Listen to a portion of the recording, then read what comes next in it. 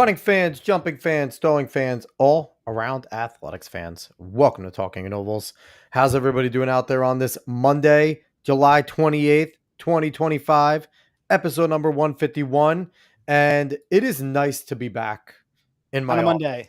with a microphone that actually sounds decent Yes. and a camera that I don't look like terrible in. And hi, Dave. How are you? I'm doing well, man. How about you?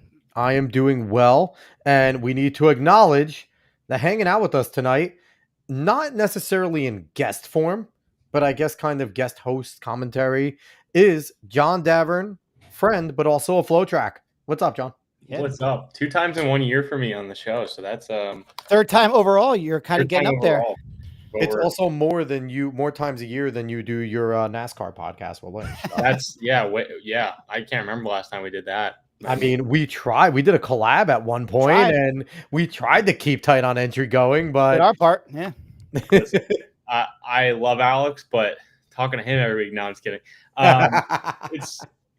We got to be better about that. I mean, We'll NASCAR is fun to listen to. I mean, honestly, that's how I kept my NASCAR knowledge up. Listen, I mean, Davern. Davern's obviously busy with flow track. Lynch is in the middle of coaching a phenom. So I mean, that's we'll give him a pass on this. Plus, he's in like a bowling league or something. Just Nice. Yeah. So You're in a bowling league? Are you any good? no, Alex is not me. Is he really in a bowling league? He's big bowler guy. Is he any good? He's pretty good, I think. I mean, if it's not a 200 average, then he's useless to me. I have no idea. You got to ask him. Then I have to ask him. And next time, maybe we'll make fun of him 200 on the show. 200 is like really good. I know. Yeah. I'm going to hold him to a standard, though. All right, I love Rule it. 72. No excuses. Play like a champion. Okay. Triple That's what we digits. do over here. Triple digits is a great score, man. That is true. When you're just a regular, 100's great. But anyway, we are going to do something a little different than normal today. We are not going to talk to John about his story. We know his story. We're not necessarily going to go crazy into all like any sort of track stories in general. In the rare time that we want to be track nerds, we do it because Yes. USATF's Nationals are starting on the 31st. They run through August 2nd. And we want to give a little bit of a preview. We want to look at the entrants. We want to talk about them. And we want to give, some of our predictions here and have a good time. Now, John, you do a lot of that on Flow Track, right? Where you guys give your predictions. Are you going to be giving your race predictions on Flow Track, certain different ones? Are we going to be spilling some beans that you're going to be putting out there already? Yeah, I'm definitely going to be spilling a little bit of my predictions here. We're putting out our predictions tomorrow. So you'll see that on Flow Track and on our social channels. And then, I've got some bold predictions for sure. I'm actually, normally I like to think a little bit more outside the box and go kind of crazy with my picks. For this meet, and particularly because it's the U.S. Championship, I'm going a little bit more along the lines of what you kind of expect out of your favorites. I just feel like it's the cream will rise to the top here. But we'll be putting our predictions out tomorrow, and then we're doing a full preview show on Flow Track as well on Wednesday, and we're doing that at the Under Armour House. I think I can say that. Pretty sure I can. Where can they find that one? Is that just going to be live on YouTube, or is that'll be on YouTube and on Flow Track website? But would recommend just watching on YouTube. Yeah, definitely. I got to start off by giving John Davern some flowers here, because last time he was here, he was hyping up Flow Track and their coverage of the Diamond League, and we were like, I don't know, it's not NBC, it's whatever. They don't have nailed it out of the park, man. My favorite show on TV now is the Athletes Lounge. I cannot stop watching Athletes Lounge. It's really good. I love it, man. Like, it's because you're watching. It's like the Manning cast, but for track. And the fact that they get the people like 3 minutes after that they're done racing and interviewing, it's fantastic, and everybody's just so knowledgeable.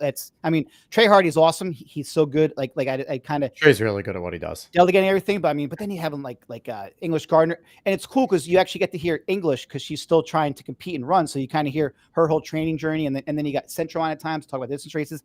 It's very well covered, and it's just a unique perspective. But they also break it down in layman's terms too, so like the casual fan can easily understand what's going on. Just the access. Like, I don't even watch the actual feed. I just watch that feed. It's great. And I also, real quick, I want to clap for Flow Track 2 free meets in a row to get people in there to watch the Athletes Lounge. Absolutely the way to do it. Absolutely the way to do it to gain the interest. I know Dave, put that out there on social media for people, on our Talking in Ovals page. But I absolutely love that, and I'm happy that they watch our show and that you guys went in there and was like, "Hey, Talking in Ovals said to do this." I am almost frustrated. Like, I'm kind of sad that there's not going to be any athletes lounge for the U.S. Nationals.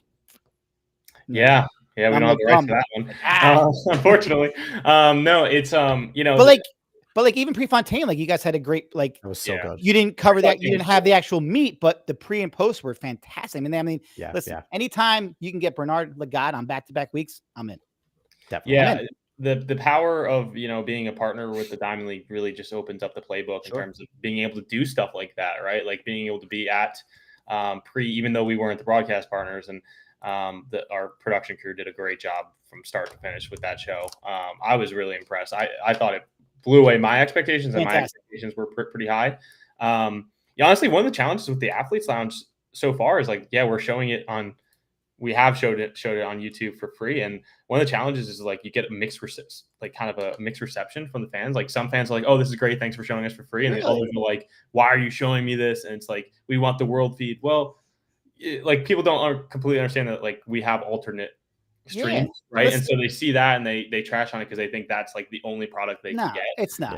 But I mean, like, but why would you not want to have with all that? It's just so much insight. Like, I feel like the true nerds want the world stream, like the true really ones that get into it, because they like being able to watch like the world feed and listen to it. But the Athletes Lounge, like you said, Dave, is so good for the layman's because they start to get in the weeds and then they kind of break it down. Like, okay, this is what we mean when they're doing this. And that's what we've been asking for forever. So I feel like for the layman, for just like, if you're sitting down with your friend and you convince them to sit down and watch the race, that's what you want to watch. Cause it's basically baseball. It's commentary while it's going on. Right. But not even layman's. Like, I love it. Like it's just like, I just love because it provides more accessibility to the athletes. You get them right after their race. They're there interview. Like you get a much better in-depth view of what the athlete's perspective is, because you're having athletes who are, they're not like English Gardner is still competing. So you're getting athletes that were just there who kind of know everything and the ins and outs. I just think that the insight is great for the layman, but I also find it extremely enjoyable as well. Yeah, it's I haven't been to a Diamond League meet yet this year, but it's been really cool. Just even from my perspective, like I'm doing a million things at once during those meets, but especially for the pre-show, like I like, and then even the post-show, like I'll put the post-show on afterwards and just listen to, because they'll get more interviews after the meet, right? Like you have more access to athletes after the meet. So the access has been really, really cool. And I hope the fans are liking, like you guys like it. I do. I just like it too, because like it's like I'm watching the meet with my friends. It's like the sound is off. There's no, and you're just watching it, talking. Oh, because they'll be like, oh, this guy's gonna probably go, with a 200 to go, and that person goes. It's like they have such insight, and they can dictate kind of and tell you what the mind frame is of each athlete. I just think it's perfect. And you know me, Davern, I'm hypercritical of this type of stuff. So for me to say that it's good, like I am the biggest critic. So no, I think Flo has handled Diamond League about as good as you can. Honestly, taking it from NBC and Peacock, which is tough, right? Because they're big dogs, and as big as Flo is in our world, like I mean, competing with that type of like that network is difficult. But I think again, offering it free was huge. That was just such a good. Like, I mean, I don't know the actual numbers, but I mean, I know people that like kids that I know who's like, oh, I saw it on YouTube. I was watching it, and they probably wouldn't have seen it. Or like 8 kids said, oh, I saw it on your Talking in Ovals page, like so. Yeah. So you're going to be over at Eugene. What are you doing over at Eugene? That, like, if anyone wants to look forward to John Davern running around at USATFs with Flow coverage, what are some of the things that you're going to be doing over there personally? Well, from a personal perspective, I'll be producing our preview show on Wednesday. I might be on it. We'll see. We're still kind of figuring out the details there. I'll also be doing a quick interview with one of the Under Armour athletes. I don't want to say who yet because it's not completely locked in. Just say it and put a lot of pressure on them and their agent to come through. Yeah. Do it. So you'll see that on YouTube eventually, but during the event itself, I'll be doing social on our Instagram, Twitter, and Facebook channels from the event. So I'll be essentially doing some magic between not running, but quite literally switching cards between our photographer and myself, and just trying to get things up as quickly and as promptly as possible. Nice. So that's always fun because it's one of those things where you're watching the meet, but you're also just like head downs in your phone. Right. Like if the camera panned to you, they would think like, oh, this kid's doesn't even care about the meet. And it's like, no, I want to be watching. I just like can't. Yeah, I want to see the big moments, so I I can guess make sure that's the the only big moments get out downside, you there. know, like that's the only downside. I think everybody thinks, oh, you're at the meet, you know, you just sit there and watch it. But there's so many other things that are actually going on that like it's hard to actually see what's going on. I'm sure you can hear if something big happens and things like that. But you're right, like you're working. You're not there watching the actual event. So how does that to process, see the real last quick, how does 200. that process work a little bit? Like, do you have somebody filming at certain spots, and if they like say it's a really big finish, do they go to you and be like, "Hey, this is the clip, let's get it up"? Like, you have to chop it up quickly. Like, say there's like a photo finish and your person's right there for you. You guys have a Yeah. great view. Like, So it's a little bit different with a meet that we have the video rights to. It's actually more complicated because, like you said, we're doing both video and photo. yeah. And so for a meet we have the rights to, it's kind of one of those things. It's like I'm actually usually recording, so I'll do the video, and then if I get the shot, I'll usually go with the video because it's more engaging to the fans. Absolutely, people love video. That's a And good then reel. Reels are massive. yeah, if we don't get the video, then we'll go to a photo. Yeah. In a case like this, where it's USATF, we obviously don't have the rights to it. We'll have a couple of photographers in the arena, but also we pay a couple different photo services as well. So we use Imagine, which is USA Today, and then also Getty. So those are good backups for us in case one of our photographer misses, a crucial shot, or we don't have a photographer at the long jump pit getting, Tar Davis Woodle. We'll use one of those outlets. But for the most part, I'm literally at Eugene. It's a little bit easier because they try to keep the photographers pretty condensed unless they have photo bibs for the infield, which are going to be extremely limited this weekend. So I will literally have two SD cards, and I will be switching with one of our photographers for the finish line photo. That's the most efficient way of doing it outside of like those big photo agencies. They have like crazy technology where they can just instantly take a photo and it's already uploading to a drive. It's wild. That's complicated. Like it's easy in theory. Mind. And we know ways to do it. It's just like a matter of actually doing it well is really difficult. So I like to go the old fashioned way. I literally like to just switch cards.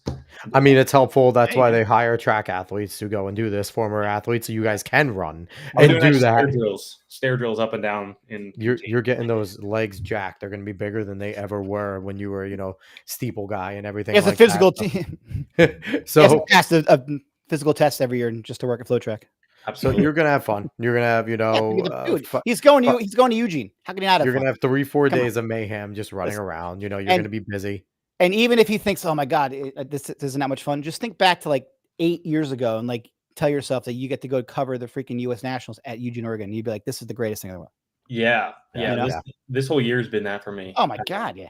I felt that the most at like the Boston Marathon. Sure. We don't have to talk. I know we want to get into USATF. So no, it's fine. Go for it. I remember little Johnny from middle school, man, and now you're covering Float Track, the US Nationals. Pretty awesome stuff, man. Yeah, I'm actually going to I'm going over to Europe in a couple of weeks for Silesia Diamond League. I'm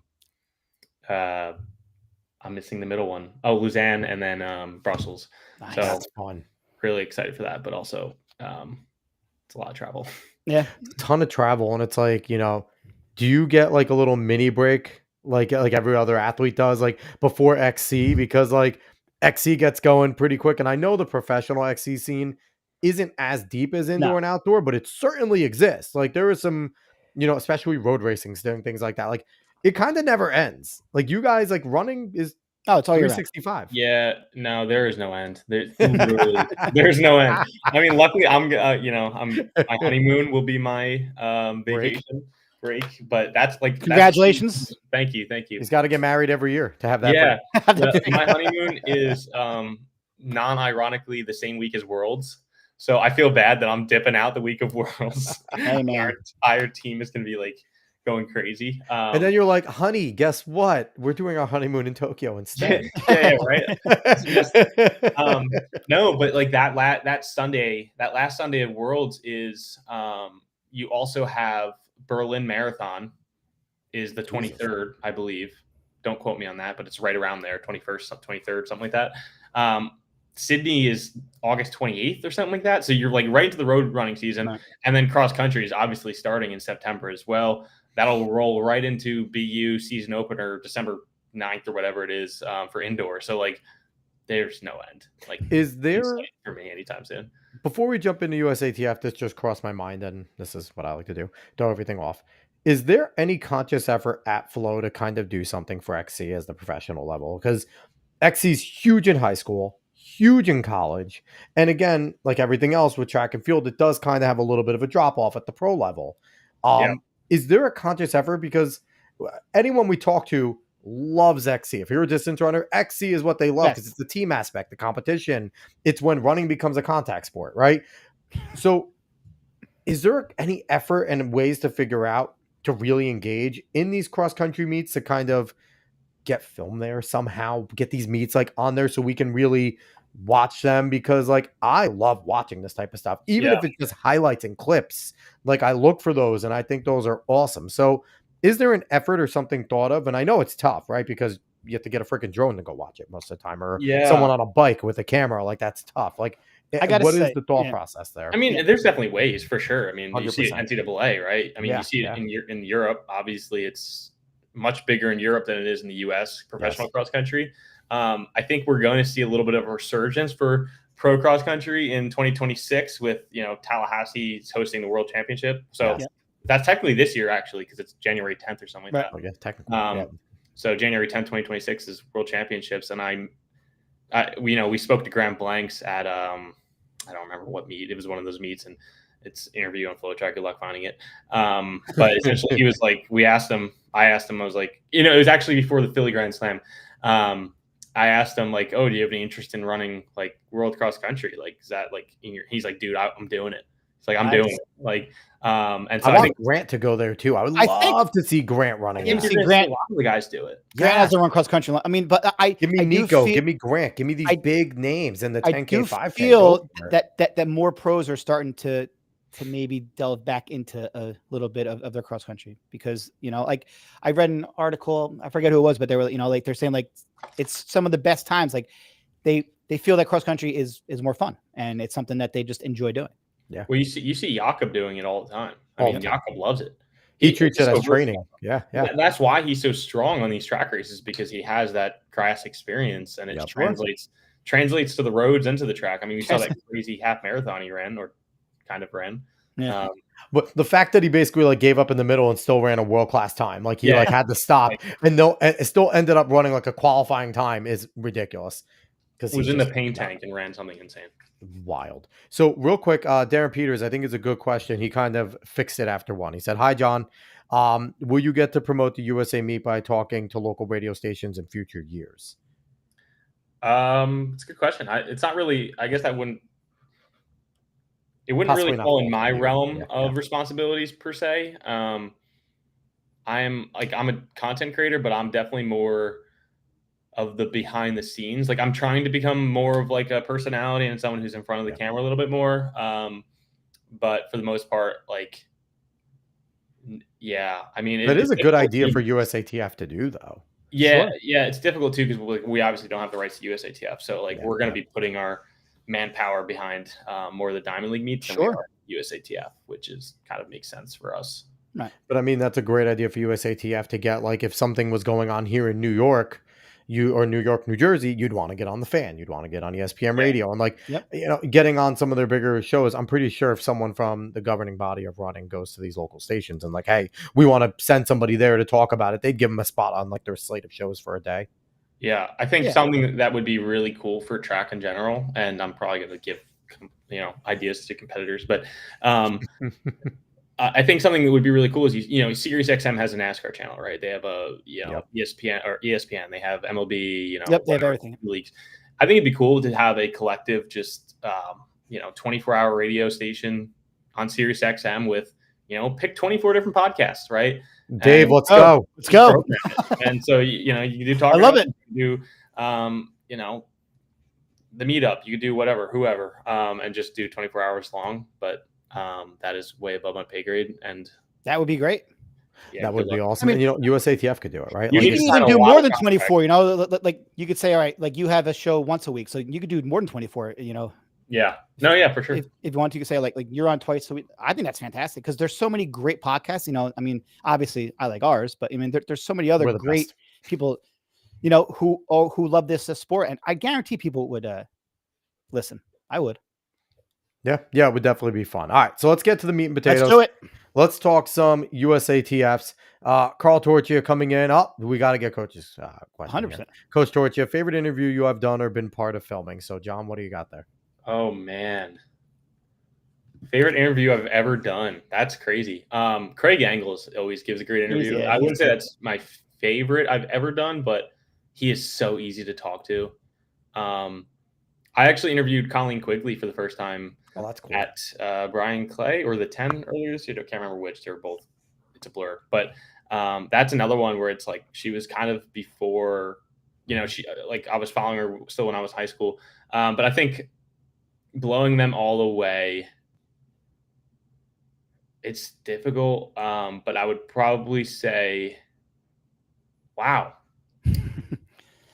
Good question, Coach. Good question, Coach. Yeah, it's a great question. I mean, I don't think I really have a favorite, but I would probably say just the first time I ever interviewed Grant Fisher was kind of like a you made it moment for me.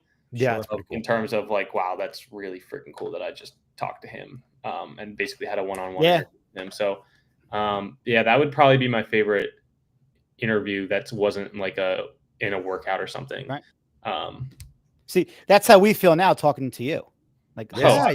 Sorry, we We're have getting made a it moment. stud. We have made it moment is that we have John Davern for the third time. Yeah.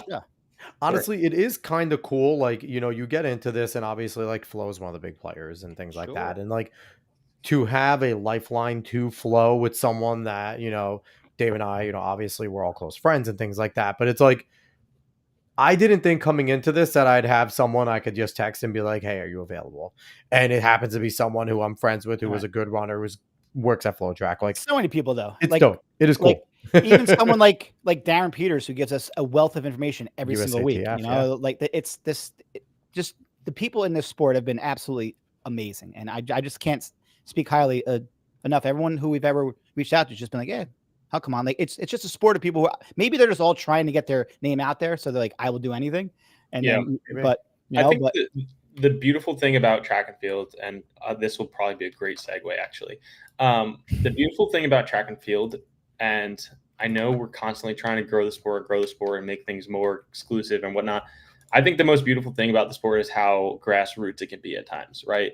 Like the fact that you can go to BU and the same meet that you have hundreds and hundreds of high or college kids trying to break 4 in the mile and see Grant Fisher run a world indoor 5K record. The fact that college kids have that much access, like literally it's hard to get into BU because the stands are full of college kids, there to sort of support their teammates, but also sticking around to watch these late 5Ks. That grassroots aspect, I hope that never goes away. And I know we're constantly trying to promote the sport, make it bigger, make it easier for these athletes to make more money. But I hope it never goes away from the fact that Grant Fisher can pop out at any meet and chase a record. Or that, you have, you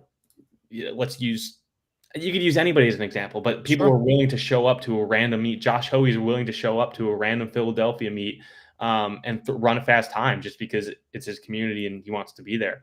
So little things like that, I think we're so sometimes focused on making it bigger that we forget that what's beautiful about it is how easy it is to actually see the people you want to support. That is a fantastic point because, like what other sport can a high school kid be like walking next to like an NFL player or an NBA player, like you're right. Like it's really cool how there is a mix of like pros can just go in and then high school kids are there. I guess, we get so caught up on trying to make it bigger that maybe we do forget some of the great things that the sport already has. Yeah. And we forget that they're just normal people. Like literally they're normal people. This is actually, this is a funny story actually. So we were at the 10, right, earlier this year in California, and we have streaming rights for that. So we did a mic'd up with Alex Gibby and Graham Blanks during his, first 10K in years. And, whatever, we finish, I'm talking to Alex, Coach Gibby. And eventually I'm like, all right, you guys have a great weekend, blah, blah, blah. We were basically working with them all weekend. And so, the next day I'm in the airport and I get on my plane and I had a freaking middle seat. And I was like, all right, you're joking. Freaking middle seat. And on the plane walks Graham Blanks and Coach Gibby. And Graham looks at me and I'm like, you're joking. And Gibby just started laughing. He said something along the lines of like, yeah, you're in the middle between us, buddy. I was like, that's crazy. Like, what are the odds that like I'm sitting between them, row between Graham Blank and in economy, basic economy, like just so that was really funny because like no one else on the plane outside of maybe like one or two track fans like knew who they were. And I'm like, I'm between a freaking Olympian and his coach. Like, it's just so you ready? Hold on real quick. I'm going to rain on all this because that's awesome. I am too, because it's crazy how like Graham Blanks is not flying first class. That's one. But number two, as awesome and romantic as we could be about it, our pros still don't get paid. They get paid like trash. So it's like if the romantic side is fun and maybe you can do a pro-am because that's exactly what we do every single meet. They're pro-ams, right? Yeah. There are very few pro meets. Track is composed of all pro-ams. Maybe we can do pro-ams throughout the year where you starstruck some people, right? And maybe that high schooler goes and surprises the big kid or the college kid competes. But I think that's where we need to separate. While our sport has the uniqueness of allowing people to come in that are excellent, like golf, right? Anybody can try that meets a standard, but when you get into the weekend, like, at cutoffs, right? I think track and field needs to separate professional from amateur. I think we certainly need to do that. And while I don't know, it's romantic and it's great, we are one of the rare sports that our pros are mingling with people that are just there. They're amateurs. I don't know. I mean, like one of my favorite races of all time was watching Alan Webb at Prefontaine running 353 while he was in high school. Like that was just cool. Like it, I don't know, maybe now you don't need it as much because high school kids are so darn fast that they can just run against each other. But there was something cool. Like imagine being a high school kid and saying like, I'm running in a pro meet. It's cool. See, this is me just like, hey, I want my guys to get paid. And as long as high schoolers are able to beat them, they're not going to get paid. Hang on. I got a great segue. Well, speaking of high schoolers, we have 11 of them competing at the USATF Championship. I know. This is why you're paid the big bucks. Right. Can you imagine that? 11. And hey, one of them, at least one from Jersey here. We got Natalie Dumas, and she's going the 800. So we're going to start. Let's go. We're going to go up the gauntlet. I just duplicated a whole bunch of pages. So let's see what we got here. So boom. We're going to start off with the men's 100, and we're just going to go and we're going to run it. We're not going to spend a million years on everything, but we are going to spend some time. So over here with the men 100. So what we're looking at here, this is from the USATF website. These are all the individuals that are, you see the big green declared. Those are the ones that are saying they want to race. Qualified says that they're definitely in. Accepted also means that they're in. And then you have the non-qualified who could still squeak in, non-accepted. And then there's those that are scratch and stuff like that. So this is what we got. So let's go back up top here. So let's start off with some of the big names up here. Noah Lyles coming in, the 979. I mean, Dave. Obviously, these are he won me back some last week. Yes. But, obviously, these are not this year's times. These are their PRs, obviously. Yeah. So, but we have Noah with the top PR 979, Fred Curlian, Trayvon, Christian Coleman, Kung Fu Kenny's in there. I think these are their qualifying windows. No, I think these are this year's. Noah has as of June 24th. Noah's run 100 and it was 10 flat. But as of June 24th last year. Yeah. Last year. So it includes because that's when qualifying starts, right? So, then. Gotcha. All right. So the other bigger names here we got, obviously Ronnie Baker's there. Kyrie King's in a lot of races. Courtney Lindsay's been coming on. Christian Miller. Christian Miller's over there. Tamaris McCallum's a name to look out for. I'm going to start off with you, Davern. What are some names that who are you picking? Give me like a top three that you think all have a chance to get the win here. I will give you my top three and then a couple I'm also watching. Just for the fun of it. Yeah. I think your top two are actually pretty easy here. I hate to be just like, boring and go Noah Lyles, Fred Curley, but like Noah Lyles, the way he came out and ran the 200 in, where was that? Monaco, and then doubled back a Yeah. week later ran that 100 in London. That was proof for me that like Me too. he's before that 200, I was like, oh, it's like Dude. he's not in good shape. Like there's Same no here. way he's gonna come out and win. Especially when he dropped out of the Tyreek Hill Tyreek race. A Hill, I was like, lot of people were questioning his fitness there. When he beat Tobago after Tobago ran like a 19.86 the Agreed. week before, I was Agreed. like, that's Me too. insane. Like, Yep. I thought Tobago was untouchable after Me too. the race he ran before that. And yet Comes he's out, been down. beats Tobago, and then beats a relatively strong field in London. Like beat Kashane Thompson, like a guy that they were obviously neck and neck at the Olympics. And I think Kashane's the favorite for World still in my eyes. Yeah, I'm all aboard. It's so hard to train. The 100 is so hard, man. The 100 is so hard to call. Yeah. I'm actually not going to go Fred Curley though. I'll go Noah Lyles, Trayvon, and then I'm going to go Kung Fu Kenny. Now, gotta go Kung Fu Kenny. Gotta real quick. If Fred Curley didn't have all of the off the track stuff, would you be more apt? Because that's what concerns me more than anything is his head there? Is he going to? Because got to remember, they don't just line up and run the best 8. They have to qualify, right? So that is a gauntlet in itself. And so would you be more apt to go with him if he didn't have that off the track stuff that's maybe taking away from what we might be getting? I think Fred Curley does a pretty good job of separating the stuff that's off track and on track. I think you see that, but looking at his recent performances, I just haven't been super impressed. I know it was over a month ago at this point, but looking back at Rome, he was 5th in the 100 there. Trayvon Bromell won that race. So I just think he's been through too much. Like he's just, it's been too much, like obviously now we could see like he doesn't have a sponsor again. Like he's had like 4 or 5 different sponsors. I just think he's kind of, I don't know. It's hard to focus when you have so many other things going on. Now, can he do it? Sure. He's talented. But he has shown that he can do it. He's one of the better runners in the world. I'm curious why nobody's going, Kung Fu Kenny for the win. I mean, he's looked unbelievable. He hasn't been beaten all year. I think he's ready to go. I don't know if he's going to win, but I think he'll definitely be top 3. So for me, my top 3 qualifiers, again, I'm going to be boring. I think Noah shows up when he needs to. I think that's one of the big things is when Noah needs to show up, he does. And I think he's going to do it. I actually do like Kung Fu Kenny to make it. I think he's going to do it. And it's a toss up for me. I like Trayvon Bromell. I really think I like him there.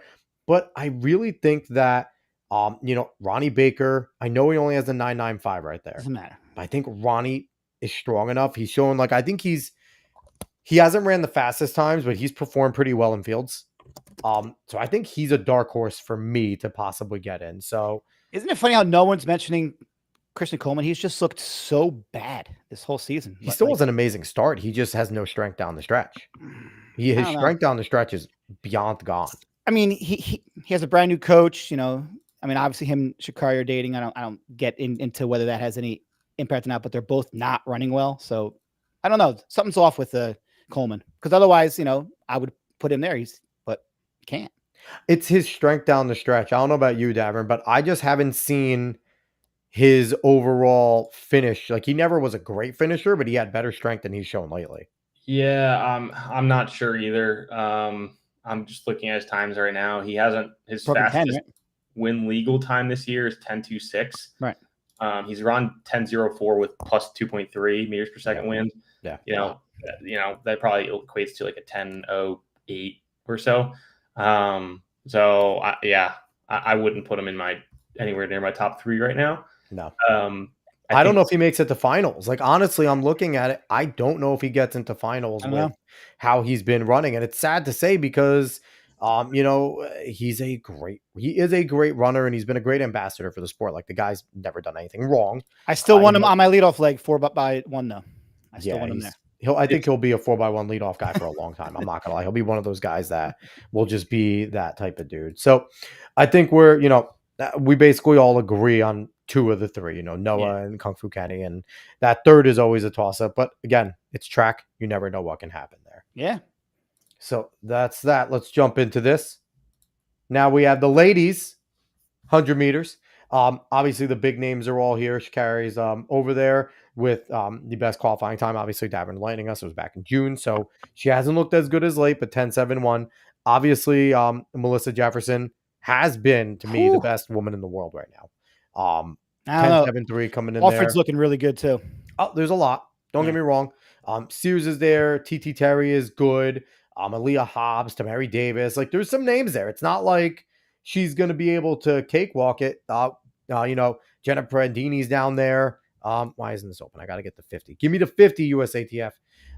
Jenna Prandini's down there. And Jenna's English Gardner's there. Coming back. Yeah. So we have that group. So, Davern, what do you got? Abby Thomas, there's no way she's going to run that. Yeah. I've got Gabby Thomas has entered in both. Right. Yeah, she is. She'll race it. She might run prelim. She might not. She probably has a pass, right? In the 2, so maybe she'll just run the 100. I don't think they get the pass for Worlds. You have to be. I don't know if you get if you're an Olympic champion. I don't think you get a Worlds pass. It goes based off a World Championship, so go back to 2023. I don't think she won. She might have. I don't know. I don't recall. No, I think Shelly Ann might have won the last one, Worlds. I don't know. But so, what do you got, Davern? I'm gonna go real easy here. Melissa Jefferson, number 1. TT Terry, number 2. And then got to go Jamezia Ford. Just the NCAA season she had. There was a point at NCAAs where we were like, oh, she could like quadruple gold. She's ridiculous. 100, 200, 4x1, and 4x4. She obviously didn't, but she had the most insane first day at NCAAs I think we have ever seen. At least I've ever seen. Where like she was just tearing it up. Literally every other post on social was about her. Yeah, so, I remember seeing that. Yeah, I've got to go Jamezia Ford. I think, obviously the Collegian has a lot of races under her belt. And I was going to say, is that a concern? It's not as much of a concern for me because she's a really strength-driven runner. Like focuses a lot on running multiple events. We see that backfire sometimes, but I think when you go to a USA Championship where you only have to focus on, I don't know if she's in the 200. I haven't checked, but we'll get there. I think she might be. But, focusing on 2 events instead of 4 is going to make your life a little bit easier. Sure. I think she has shown that she's one of the strongest in the country. So I've got her squeaking into our top 3. I'm with you on 2 of them. I like Jefferson and I like Ford. I can't go Terry. I'm down on the whole Dennis Mitchell group. I don't see like Coleman and Shakar. Like I just don't see them. They're just not, for whatever reason this year. It just doesn't seem to be it. So I'm going to go Hobbs. I'm going to go with Hobbs for 3rd. So I like Jefferson. I like TT. I'm not saying Sha'Carri Richardson's out. I can't say Sha'Carri Richardson's out because every time you have doubted Sha'Carri lately, she has stepped up. And I think that everything is culminating for this. It could change because I think if she makes finals, she's it. I think that's the bottom line. I think if Sha'Carri doesn't, I think if she's not on her game, she's not even going to get to finals. It almost seems like Sha'Carri gets in, I think she's going to. I think she could possibly win it. It almost seems like she's just kind of like using this year as just kind of like a. I don't know what it is, but I mean, she's getting blown out. Like she's getting she was hurt. She was hurt after after the fall, after the Diamond League final, she got hurt. So I think if this was the Sha'Carri of maybe 4 or 5 years ago, you could count her out coming off of an injury because so much more mentally strong. I think I would 100% agree. I think she's a much different athlete from the mental composure side when it comes to stepping up when it matters. And so I think you're right, Alex. I think there's a possibility she comes out and just shocks us. I just had to go with those other 3 based on what I've seen so far this year, right? So yeah, that's kind of where I'm at. I agree with you, in terms of that, but I just can't count Sha'Carri out. So I'm gonna go Melissa Jefferson. I'm gonna go TT, and I'm gonna go Sha'Carri. And I think I think Jamezia will be there. I think it's gonna be a close race. I think we're going to see 10-7 mid, and we're gonna see a whole bunch of 10-7s. To get in here, I think that's going to be between 10-7 mid, 10-7 high, because these women are going to push each other, and everyone's going to be chasing Melissa Jefferson. I think she's going to win it. That's my odds-on favorite, but I could just see the other ones coming in. So that's going to be fun. And now we're going to go men's 200. Yay! So right here, Noah's back. What do you know about Arian? Like John, do you have any update on Arian Knighton? Like, he's racing. He's entered. It's right here. All of these are what is current. Because I haven't seen him yet really do much. He's run some more low-key meets this year. I don't know why, but he's been, kind of maybe cooking in the darkness a little bit. So we'll see what he brings to USA's, but I'm expecting him to be in the top 3. So we have here Noah Lyles, Tamars McCallum, who, 200. He has a very good 200. Arian obviously is someone we want to see get better, but Curly, Kung Fu Kenny, Courtney Lindsay, Christian Coleman, Kyrie King. Who else is in here? Let's scroll down. Javante Harding's good. Sam Boskowski's there. Some names that I'm happy got in, but ultimately I don't know if they're going to be a factor. Josephus Lyles didn't qualify for either, but he's a no name, obviously the brother of Noah. Getting beat by Tyreek was not a good time. But so Davern, start again. Who's your top 3? Yeah. I've got to go Team Ars, the collegian. So good. World leading time that 1973 a couple of weeks ago.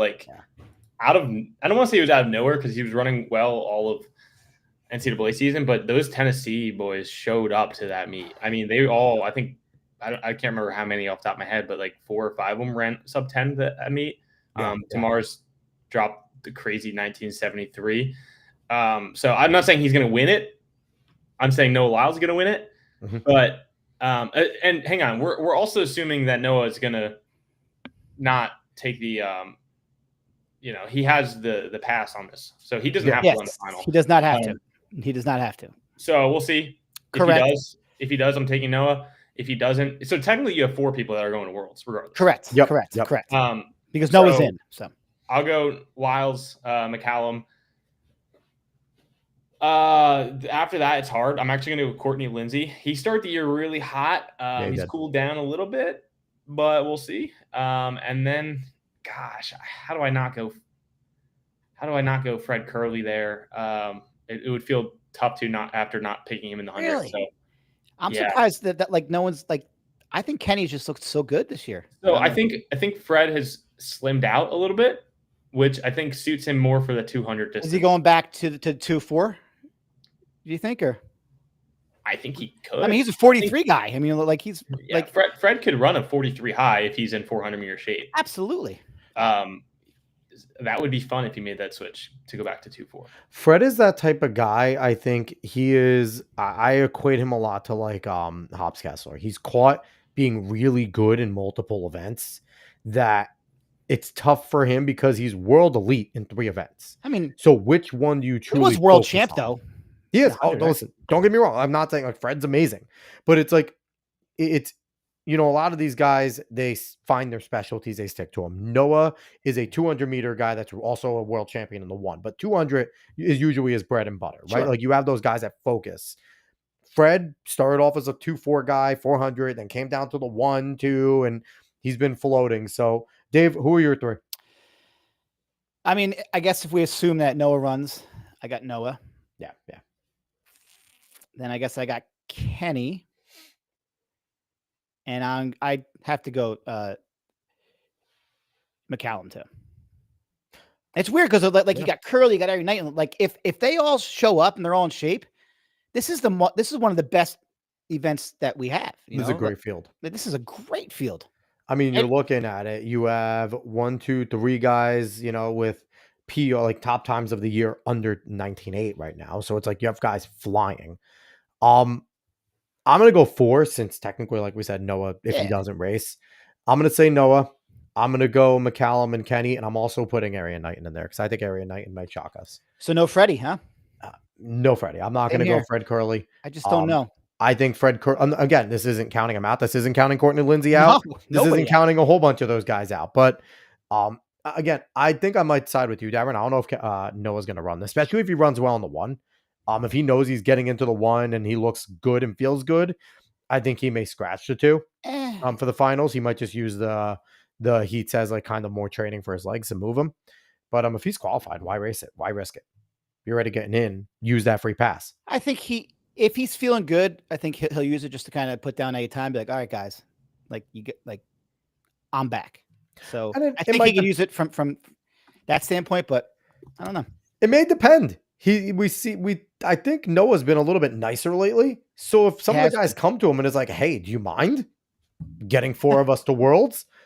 Maybe he might sit there and be like, "Whatever." Right. You never know. So John, if he runs and gets top 3, then we only bring 3, correct? But if he sits out, then we get to bring 4? No, I believe it's 4 regardless. 4. So whoever gets 4th because he's they all the already in. qualifiers. Okay. He has the championship provision already. Like, So, I don't know if that's what you're calling it, but so he's in regardless if he regardless runs or of what not. happens. So if he runs and wins, he doesn't take up one of those other 3 spots because he's already in. Correct. Gotcha. Okay. He could finish dead last. That I wasn't sure about. Okay. But I wasn't sure if he did get top 3, if this, all right, he's part of that top 3, so we don't get a 4th. No, yeah, we would bring 4. Gotcha. So let's move on. Because here. if you think about it, right, like Makes sense. other countries decide differently than we do. Like Sure, obviously we have a U.S. championship, we decide our top 3. Kenya will just pick whoever, right? So it's a little different. So let's move on here. The ladies 200. This is a tough one, man.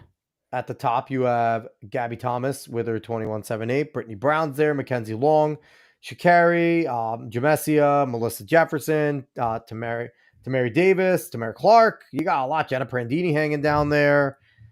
There's a lot of names, a lot of talented individuals. TT Terry down there. This isn't her strongest event, though. Davern, as we go through, what do you got? This is where it gets hard. Like, this event is going to be the death. You have to take Gabby Thomas. I mean, that's kind of an automatic for me. Yeah. After that, legitimately gets hard. Like I think Melissa Jefferson is more suited to the 100. She could make this team. I think it's just going to be a little bit more of a rocky road. Again, I hate to be boring and just go Brittany Brown and Mackenzie Long, but like, that's kind of odd thing. I don't know. It's just, I would have to dig a little bit deeper and see exactly what they've run this year. But I feel like you just have to take the top 3 and just hope you're right. Again, Jamesia could sneak in there. I don't know if she will. Sha'Carri, you can't count her out either. I think. But even her, though, like, she was never like that dominant in the 200. Like, she was always just more. I mean, she was good. Really her race. I mean, she's good. She's really good. But like, she'd always kind of, I feel like the last 30, 40 meters was kind of where everyone would just kind of separate. Yeah, I think though, if we're thinking like she's not in the Sha'Carri shape that we saw last summer, that it's easier for her talent to carry her in the 200 than the 100, right? Like the 100, you need to be as explosive as possible. And if we're thinking she's just not that explosive Sha'Carri that we saw last summer quite yet, I think the 200 suits her a little bit more. We also have to remember too, like, this is July. The Worlds aren't until September. So like some of these people are not even close to where they even have to be yet, which is, I mean, they should be getting there now. You got to be there. Getting there now. Like you're at the point now where it's shut up or, it's do it. But I don't know. So this is where I'm mixing things up. Gabby Thomas, I think you got to take her. I think Jamesia Ford gets in, and I'm not counting out Jenna Prandini. Because Jenna Prandini, when it comes to, I'm sorry. No way. She's an Olympian. She's an Olympian. 8 years she ago. Shows up. I'm not counting Jenna. No way. Because here's the thing. She sneaks in. No way. She sneaks in. That's going to be my outskirts pick. I'm saying Jenna Prandini gets in. I got Gabby, Brittany, and Melissa Jefferson. Listen, like I said, that's where I like Jamesia. I think Jamesia is going to run well here. I don't think I love Jenna Prandini, but no way. Listen, there is no way. Not in track and field, brother. No way in track and field. True. So we're moving on. We have the men's 800, men's 400 here. I can't do math. So up top here, we have Caleb McRae, Ja'Cory Patterson, Quincy Wilson, Vernon Norwood, Chris Bailey. All the list goes on. Bryce Deadman over here. There's obviously America. So is Quincy Hall is definitely out, right? Quincy Hall is definitely out. Right? Definitely out. He never got back. He never has been right. I mean, I guess if you go out winning the Olympics, then it's all right. Well, I think he got hurt at pre. Yeah, because he was coming back, and then he ran a few times, but he never looked like he was all the way back. I didn't think, but he was definitely getting into shape before pre. He was. And then obviously a little hamstring injury there. I think the big question here is, does the high schooler get in? I think the high schooler has a chance to win. Me too. A lot of races, but I wrote an article about this today, so I'm very well versed on this one. His 44-1, man, it's impressive. So yeah, his 44-1. I actually don't have the event pulled up on my end here. But his 44.1 is the third fastest seed. Obviously, you see that in front of you. But out of the returners, right, two of them aren't here. Michael Norman, Quincy Hall aren't here. Yep. That leaves Vernon Norwood, Christopher Bailey, and I'm missing one more. Who am I missing? And Bryce Deadman. Bryce Deadman, yes. Beat him at USA's last year. He has a faster PR than all of them except for Vernon Norwood, who he's tied with. His PR ties Vernon Norwood's, which you see that here as well. That's wild. So for me, I think he has to be the two people he would have to beat for the win. Obviously, Caleb McRae ran that crazy 43.91. I feel like that's a little bit of an outlier. I think he has to beat Ja'Cory and Christopher Bailey. Christopher Bailey is obviously the world indoor champ. Bailey is always there, man. He's always there. And Ja'Cory has come on like I don't even know what you'd call it. The UPS worker has gone crazy this year. So he has to beat those two. Yes. But he and Coach Jolie have timed his season perfectly. He was getting flack all of indoor season for not being in shape. He was getting flack during the high school track season for not losing to high school kids, losing to other high school kids, didn't break 45, and he came out and ran a 44.10 2 weeks ago. He's peaking at the perfect time for a high schooler, like a guy who's been racing since December, right? Like he's been racing for 7 months now, 8 months now, is peaking at the perfect time. I think Quincy Wilson knows how to steal the spotlight. I'm not saying he will win. I'm saying he has a chance to win. But yeah, those are my top three right there. I pretty much have the same top three. Well, I got Quincy, Bailey, but I got Vern. And I'm going to just, maybe because I just won it, I'm going to say Vern wins just because he deserves it. He's such a good guy. But but listen, Quincy Wilson can certainly win. I was one of those people early on. It was like, I just don't know if he's got it. But, seeing him as he's coming on, because like high school kids, it's a lot of running. It's a lot of races. And as we get deeper and deeper and deeper, but I do feel like they were smart this year and they only, he ran a good amount, but it wasn't, I don't know. I'm going to divert to John here because he just did an article on it. So he certainly knows what he's talking about, but I'm going to say Vern wins. I just hope so. I think this one is going to go fairly. I think Quincy's going to win. I do. And I think he's going to do something ridiculous. Because I think the value that he has now is he knows how to run heats. And that's honestly the hardest adjustment when you're getting to that level. He did it last year twice, USATFs, and then, with the Olympics with the 4x4 and stuff. Yeah. So understanding how to compete in heats is big. It's something the pros specialize in. That's why college kids kind of get shock and awe because they do it at NCAAs once, but then they really have to do it again. So him understanding, okay, I don't have to go out and run a 44 every time. I can get through my first heat in a 45. I can get through that second heat and probably a 44 high. Now I can turn it on and do something special. I think that is Quincy is my favorite. Like you said, you can't count out Ja'Cory Patterson. I think as long as something doesn't go devastating, he should punch his ticket to Worlds because he's kind of been that good this year. And Chris Bailey, you can't count out. I do like Bryce Deadman.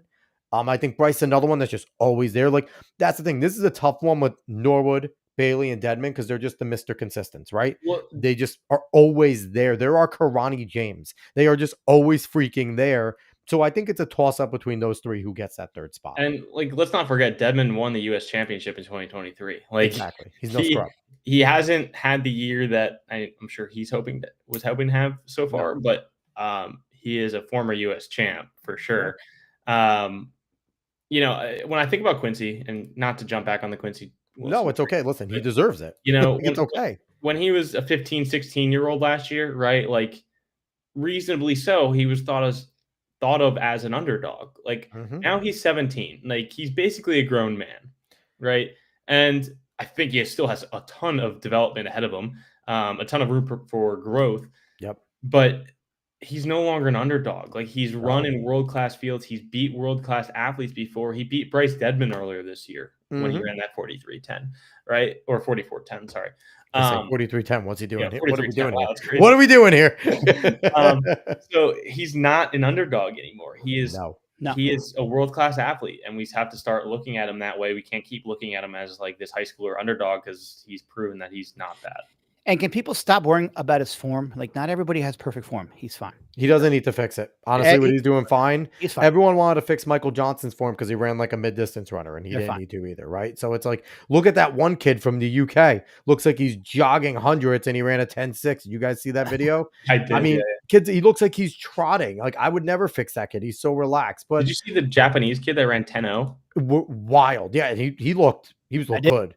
He looked good, and it was win legal too, like Yeah, a he did. 1.5, 1.7, it was something like that. It was 15 or awesome. 16 years old. Yeah. So Yeah. you brought up a good point too with Quincy. You can't discount puberty. And he's becoming a grown man. Like you said, he's 17. He's a man at this point. He's not a boy. Like, there is the massive difference between 15, 16, 17. Like, you Sure. grow, you get naturally stronger. The man strength comes in, and right? listen, So he's gaining that. He's got great, he's in a great situation. He's not like at a regular high school. They have probably like 13 coaches there, like That's true. Bullis has it. like he's good. And He's I fine. also think what's going to help is none of them there are treating him as a kid anymore either. Like, none of his competitors, like, he was just there kind of as a sideshow, right? Another high schooler, probably going to go away eventually, right? He's in. He's a pro now. Like, even though he's not technically a pro, none of the pros are looking at Quincy Wilson as just a high schooler anymore. No. He's legitimately someone they have to Sure. compete with and respect. And obviously, he's a gold medalist, a part of a 4x4 team that was, he didn't have the performance he wanted to in the finals and got picked up, but he was a part of those qualifying rounds, was running those 45s and qualifying 44s. Yeah. So it's like, he has the respect. And again, there's a target on his back, because I think everybody knows he has the ability to go out there and beat them. And he has the ability to go out and run a world lead. Sure. There's definitely possible he might go run a world lead. So I'm excited. This is a big race. And every time that we have shined the microscope onto Quincy Wilson, he has basically rose to the occasion. So I'm excited. Yeah. Let's jump over to the young ladies over here, sharing this tab. Do we have to even do this one? Yes, we do. Because here's the thing. This isn't a shoo-in. Oh, come on. It's not a shoo-in. This isn't her event, Dave. Yes, it is. They're all her event. No, they're not. This isn't her event. And here's the thing. Okay. I don't care about USATFs, to be quite honest. Of course not, Sydney. but she's going to win. Because with Sydney, I'm more worried about Paulino kicking her ass at Worlds a few races, okay? Because I'm not. She's got to go sub 49. Okay. She wants to be Paulino. She better do it here. Yeah. I am worried about Sydney at Worlds. I think there's actually a 3-headed beast there. But yeah, Alex, I don't know what you're talking about. There's no one beating Sydney. Not even close. Not even close. Listen, like, I love Aaliyah Butler. She's not beating her. She's not. Listen, she and Sydney might go and run an American record. I mean, she's been close how many times?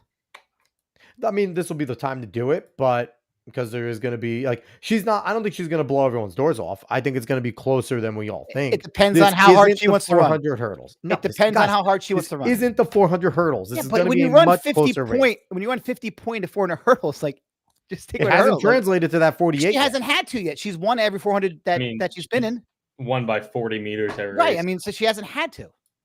I'm just saying everyone's counting their chickens. And I don't do that, especially when it's not her race. She hasn't, as a pro, she has not focused on it. They're all her race. So, Davern, give me your top. Wasn't you telling me you think she would break the world record in the 200? I think if she focused on it, she could. But she has to focus on it. And this is the first time. This is like her 5th pro race in the 400. Like, she hasn't focused on it. She's run more. As a pro, I think this might be. She would have won this race back in high school. She would have won this race. No, she wouldn't have. Maybe not won it, but she wouldn't have beaten Sonia Richards and stuff like that. I mean, like Sonia Richards lost, would have blown her doors off. She's going to win. I don't. All right. So, Davern, what's your top 3? I'll keep it short because I don't think we need to harp on Sydney McLaughlin. But I think Sydney McLaughlin gets the win. Second, I feel like Isabella has been on a tear on the world stage. We've seen her win multiple Diamond League meets at this point. It would be her first time making a world team. Obviously, she didn't make the Olympic team as an individual. She made the Olympic team as a relay athlete last year. Yep. So I'm going to go those two, and then I'm really stuck between Alexis Holmes and Aaliyah Butler. Really, really, really stuck. It's going to be a hard one.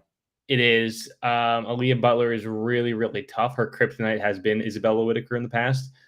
I got to go Alexis Holmes. I think just the experience there is going to pay dividends.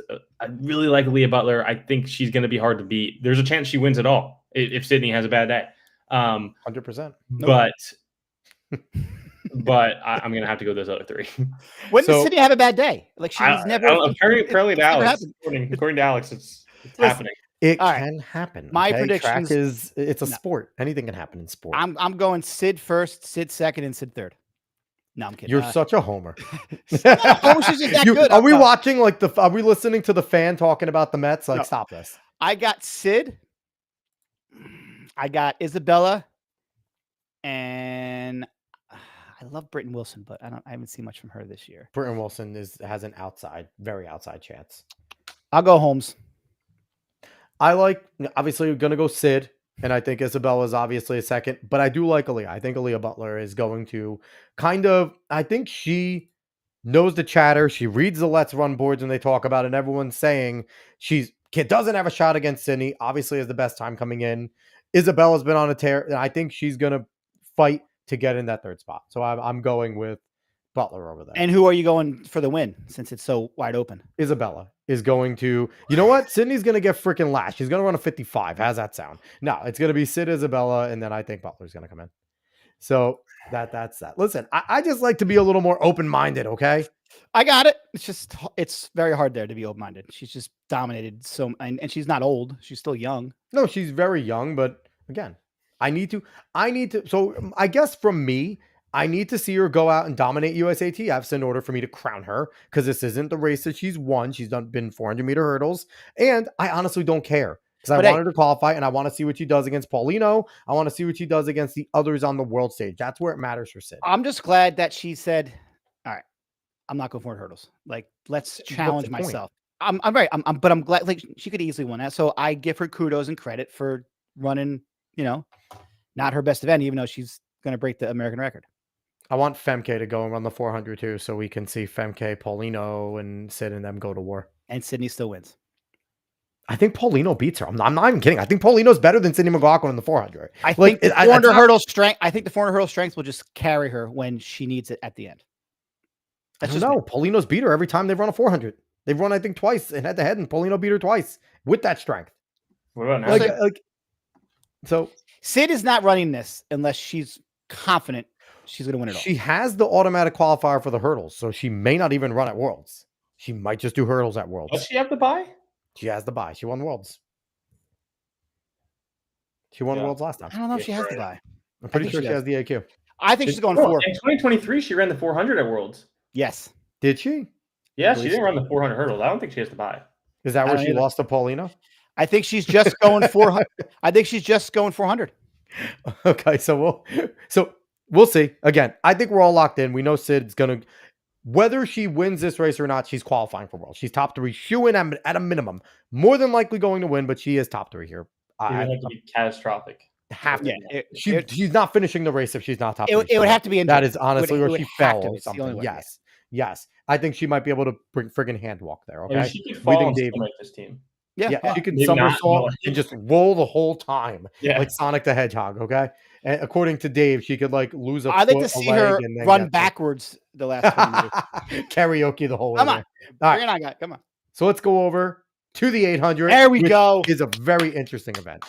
Bryce Hoppel has the best time, but Josh Hoey has easily been the best American 800-meter runner over the past few weeks, especially this season. Hoppel bounced back last week or whatever, but so that was good to see. But we're looking over here. We got Koech, we got Brandon Miller, Donovan Brazier on the comeback trail, Shane Cohen. We got some good names here. I don't count out Tinoda Matsatsa over there, even though he's had a long season. He is a monster. Isaiah Jewett always just finds his way in finals. I think he's going to be in the finals. Is Craig Engels going 8? Craig Engels is in it. I think he's doing both. I think he's doing both. So you have Cooper, Jersey guy, Sean Dolan. You have Cooper Lukenhouse there. There's a lot of names in this race. You got the other Hoey. I mean, and Franklin Hoey's up there too. So Davern, top 3. This is going to be a crapshoot over here. What do you got? Man, you just got to go with the guys who have been really, really good on the world stage, right? Like, you have to go Josh Hoey. Hot take here. I think Donovan Brazier's in the mix. Maybe it's not even a hot take. I think not a hot take. he came out of nowhere, 3 years not on the track, came and ran that 143, and then like flat, right? It was like 143.0 or something. No, it was like his first race was like a 144. No, I mean like his last year, it was like 143. Yeah, right? his most recent race was a 143 flat. Yeah. And I think that 143 flat was a I don't want to say a rust buster, but it was the first time since his injury that he was in a world-class field against literally the best in the world. Yeah. And competed. Right. And competed. It wasn't like he was Right. blowing his doors off. He was in the race, not with the top contact group, but definitely right there. Like if he had that extra gear, he could have put himself in the mix again. And we see this. We see this a lot with athletes who miss extended periods of time. When they come back, they have less weight on their shoulders to perform. Like no one's expecting them to go out and win. So when they come back and they're performing really well, it's a surprise a little bit for everybody, right? Yeah, so, I mean, listen, I think, I think a lot of people think that one of Donovan's downfalls was maybe his mental game wasn't as up to par as some of his competitors. I questioned it, and I stand corrected. But you're right. Like he's kind of running out with like free money. Like it's just easy. Like this, like nobody expected anything from him. So like he's just going in there kind of. I feel he's going to be more free and just kind of go for it. Whereas he's not the actual favorite where everything has to be thought out. He's just going to go race and just kind of run and kind of see where it goes. So I think that'll help him. Whereas he's not. I mean, to me, the two top clear favorites have to be Hoppel and Hoey. Hoey's been running unbelievable. Hoppel bounced back last week. What do you run? A 142. Right? Yeah, he ran well. He was competitive in that race. He looked good. I mean, I got Hoey, Hoppel, Brazier, but I would not be shocked if a Donovan Brazier won and ran like a 142.2 or something like that. So do we see an American record go down? I don't think they'll be pushing it fast enough at the start. I think Hoey will be. Hoey's going to go out hot. Hoey's going to go out in 49 mid or low minimum, I think. I think so. He's going to go out in 49, 100%. Because I think Hoey thinks his strength is better than everybody. I don't see why he wouldn't. Yeah, I mean, quite honest. He is definitely more of the 15 guy too out of this group. I mean, like you don't ever see Hoppel run anything other than the 8. And here's the thing. I think Josh Hoey knows, like, obviously he's raced against Bryce a good amount. A lot of these guys. He's raced against Coach. He's raced against a lot of these guys. He's got Bryce's number kind of. Because he knows that he needs to go. Like Bryce always beat him early. I think he's beat him like 5 straight times or something like that. If he lets Bryce hang out, Bryce probably will outkick him or make it really close. And why would you let Donovan Brazier hang around? Why would you even take the chance of letting Donovan Brazier hang around, right? So make it fast. Make his legs have to work and be tired. And I think you've both brought a lot of good points here. Is like Hoey, like as I mentioned earlier, he is comfortable running from the front. And if he makes this strategic, he puts himself in danger in terms of getting outkicked by a Brandon Miller or getting outkicked by a Shane Cohen, who we know has a crazy last 100 in the race. Yeah, you cannot leave, and you can't leave these collegians in the race, right? Like these collegians have been practicing their kick all season. Right. If someone has to take that race, he's dangerous. So they have to go out 50 point, I would say, slowest. Yeah.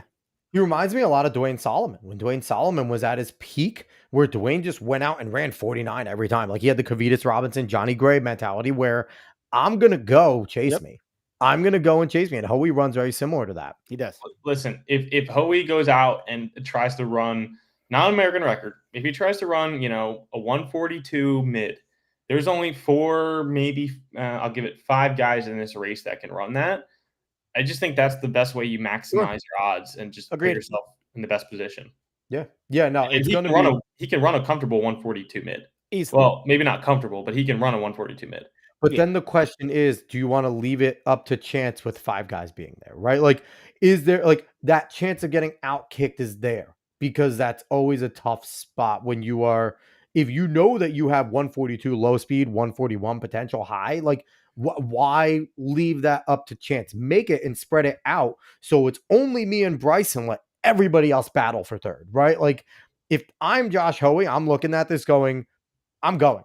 I think I'm better than Bryce, but he's the only one that really scares me in this field. I think Donovan scares people. Hell would I believe it? But you know what though? Let Donovan try and battle for third, right? If I'm Josh Hoey, I'm taking the Jakob Ingebrigtsen out and going, catch me. And if someone does, it's going to be Bryce Hoppel and I'm going to get second. And I'm still in worlds, right? You got to figure. That's my mentality. Yeah, I mean, dude, Do we see anyone else who will vie for that top 3? as you're looking at, we talked about Shane Cohen. I can't count Shane Cohen out because Brandon Kitter's down I could see him jumping into 143 level here. I remember Brandon Kidder in high school. He was nasty. Brandon Kidder. You have Cooper. Cooper's there. Craig Angles. Some fun. I don't think Craig high school national record. Yeah, Cooper's there. Craig Angles is just a fun guy. I just hope he gets in. I want to see that. But as you're looking at it, like no. If I'm going to be blunt, no. No one here, no. I think Shane. Not Shane. Jonah Koenig. We didn't mention his name much, but out of anyone in this top 5, I think we're underestimating what he's capable of. Yeah. Jonah's good. He's running really, really well right now. So, but this one, and that's what I'm saying. For me, if I am, and Bryce Hoppel as well, if I'm Bryce, if I'm Josh Hoey, I'm not messing around. I'm not going to leave it up to a kick. You got to hope that chance. You got to hope that these younger college guys, that they're just not used to running all the rounds and their legs are tired. Maybe if you're Hoppel or Hoey, maybe you kind of run a little fast one semis just to kind of tire people's legs if you feel that you're that much stronger. Like Hoey should be able to do that. He's run a lot of 15. Hoppel's an experienced guy with qualifiers too, so I'm not worried about Hoppel's strength getting in there. No. He's done that at the Olympics, honestly, right? So he's used to running fast qualifiers. Of those 3, the only one that concerns me because of rounds would be Brazier. We just haven't seen him be able to come back he's good for that one, but he's got to run 3. So so we'll see. I think that we're all pretty much, Hoey and Hoppel are there. I think we're pretty, much in agreement that Brazier is right there hanging around. But there's a lot of names there that can go. Yeah, that one's difficult. But let's go on now to the ladies. The biggest question mark of the meet. So it's interesting. We just saw Addison Wiley run awesome over at Prairie. She ran great over there. Nia Atkins can't be counted out. Always.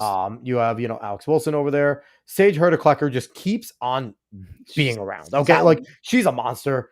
Juliet Whitaker coming off of a really strong collegiate season. Megan Hunter, our former guest, coming off of an amazing collegiate season. Check out Raven. Raven, Rosin Willis. I love seeing Ajay Wilson back under 2. A lot of people thought last year maybe she's because she's not that old, but she's there. Olivia Baker, man, a lot of New Jersey on this Baker. You have Victoria Bossong, and look at the bottom. Look at the bottom. Natalie Dumas is there. Dumas from high school.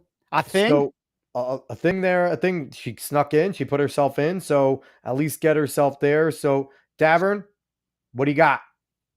Yeah, some really interesting stuff here. You mentioned Juliet Whitaker. She missed the second half of the NCAA season with just some mental health issues going on. Actually, was surprised to see her in this field. Agreed. For me at least. I like Regine Willis, NCAA champion. Yes. But I don't think she's going to be able to touch the speed that Addie Wiley has shown. She's running great, man. Was running really, really well. I think Addie Wiley's got to be my favorite. Just the fact that she's gone as fast as she's gone. Allie Wilson. I almost want to go Addie Wiley, Allie Wilson. Geez, that's tongue full. And then Regine Willis. I think she's just found a little bit of something. Yeah. Can't really go with a ton of other of the NCAA women just because they don't have that top end speed that some of your high end pros have. I think Sage Hurdeklecker, I think she's gotten better with age. I think as she gets older, she becomes more mature and a better racer. I'd like to see her. I'd love to see her bump up though to the 15. Yeah. I just feel like that'd be more of her race. I just don't feel she has the foot speed. She might be in the 15 as well, actually. Listen, I think she might be in both. What do we think about Aji? I think it's great. I think it's great. She's back under 2, but I love that she's back under 2. I don't see her. She'll be a factor. I don't think so. So who's your top 3, Dave? Addie Wiley. Can't say no. I don't think. Yeah. I am going with Nia and a thing. Ooh, listen, with the thing. She dropped 3 seconds in 1 week. She is going to find her. She's just. She's got 49 second speed. She's just too damn good. I like it. So I'm going with Addie.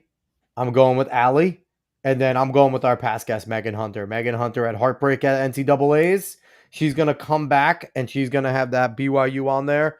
and she's going to rep it, and she's going to run strong, and she's going to squeak in for third. Yeah. And she was, number 1 seed going into NCAAs. And I think we're going to see her drop a 157. I think she's going to go out there and do it. I love Allie Wilson. It's so hard to not pick her, but I just think that that thing is just, I don't know. So where do we think that Natalie Dumas makes finals? Now that she's only focusing, and that was 2 flat was after 2 other races. Yeah, but she hasn't raced since June. Like, I'm just saying that. It's just, I mean, listen, was after 2 other I've races. seen her many meets. She is absolutely the real deal. I mean, to do what she did to win 3 nationals in those times is ridiculous. My only issue is, I mean, she's tough as hell. My only issue is just not racing in so long and not having to run rounds. Although she did run the 400 hurdles, the 400, and then the 800. So, I mean, I don't think she'll get tired. Yeah. It's just a matter of how long can she keep going. I mean, it's like she's been high school. I think if she makes the finals, that's a big deal. Hell yeah. I don't think she makes it. I mean, listen, I know she's really strong. I saw her race at New Balance 4 times. But different level, man. It's just 4 times. But you just look at the people she would have to beat to make the final. And then the list, as we mentioned earlier, includes a lot of collegians who are very comfortable running 2 flat, right? Yes. She hasn't broken 2 yet. I think she will. I think she'll go 159 She's mid. crazy. She's a junior in high school. It's crazy. Yeah, but a 159 low is not going to make it to finals. It could be strategic, but I don't think a strategic race actually suits her. I think I kind of put her around other jerseys, like people from New Jersey, like Ajay and Olivia Baker. I think she's going to be right in that kind of mix. Natalie Dumas runs a 158 high. Can you imagine? 158 high because she can just focus on doing it. Nothing else there. Can you imagine that? It's not going to qualify, but I think she. Can you imagine like being a coach in Jersey? Be like, all right, guys, we're going to this meet. Yeah, don't worry. Natalie Dumas is in there. She just ran a 158 as a junior. Like, what? This is crazy. I think she qualifies for finals, and I think she gets under that. I think she gets 158. I think she's in there, and I think she realizes what it is there. But I think she gets. If she's good and feeling fresh, I think she could run a 158. Yeah, I agree. Because she's just no quit, man. Did you see her, like, how she won those races at nationals? Like, last second up the straightaway. She's just tough, man. She is tough. It's going to be fun. Okay, let's click right along here. Oh, here we go. The men's 1500. We got our usual suspects. I have no idea, man. This is Cole, crazy. Yared, Hobbs Kessler, Koech up there. Vincent Chietti, who's no one talked about because, but he's constantly finds his way in there. Liam Murphy, Ethan Strand, Gary Martin, Wascom. We have who's who is all here. Benjamin Allen, Sam Prankel. There's our boy Holt. Sam Ellis. Holt is in there. What are we doing here? Davern, what are we doing? Okay, good. What do we got, Davern? You're on mute, buddy. It's good you caught me there because I was about to go into soliloquy. You look at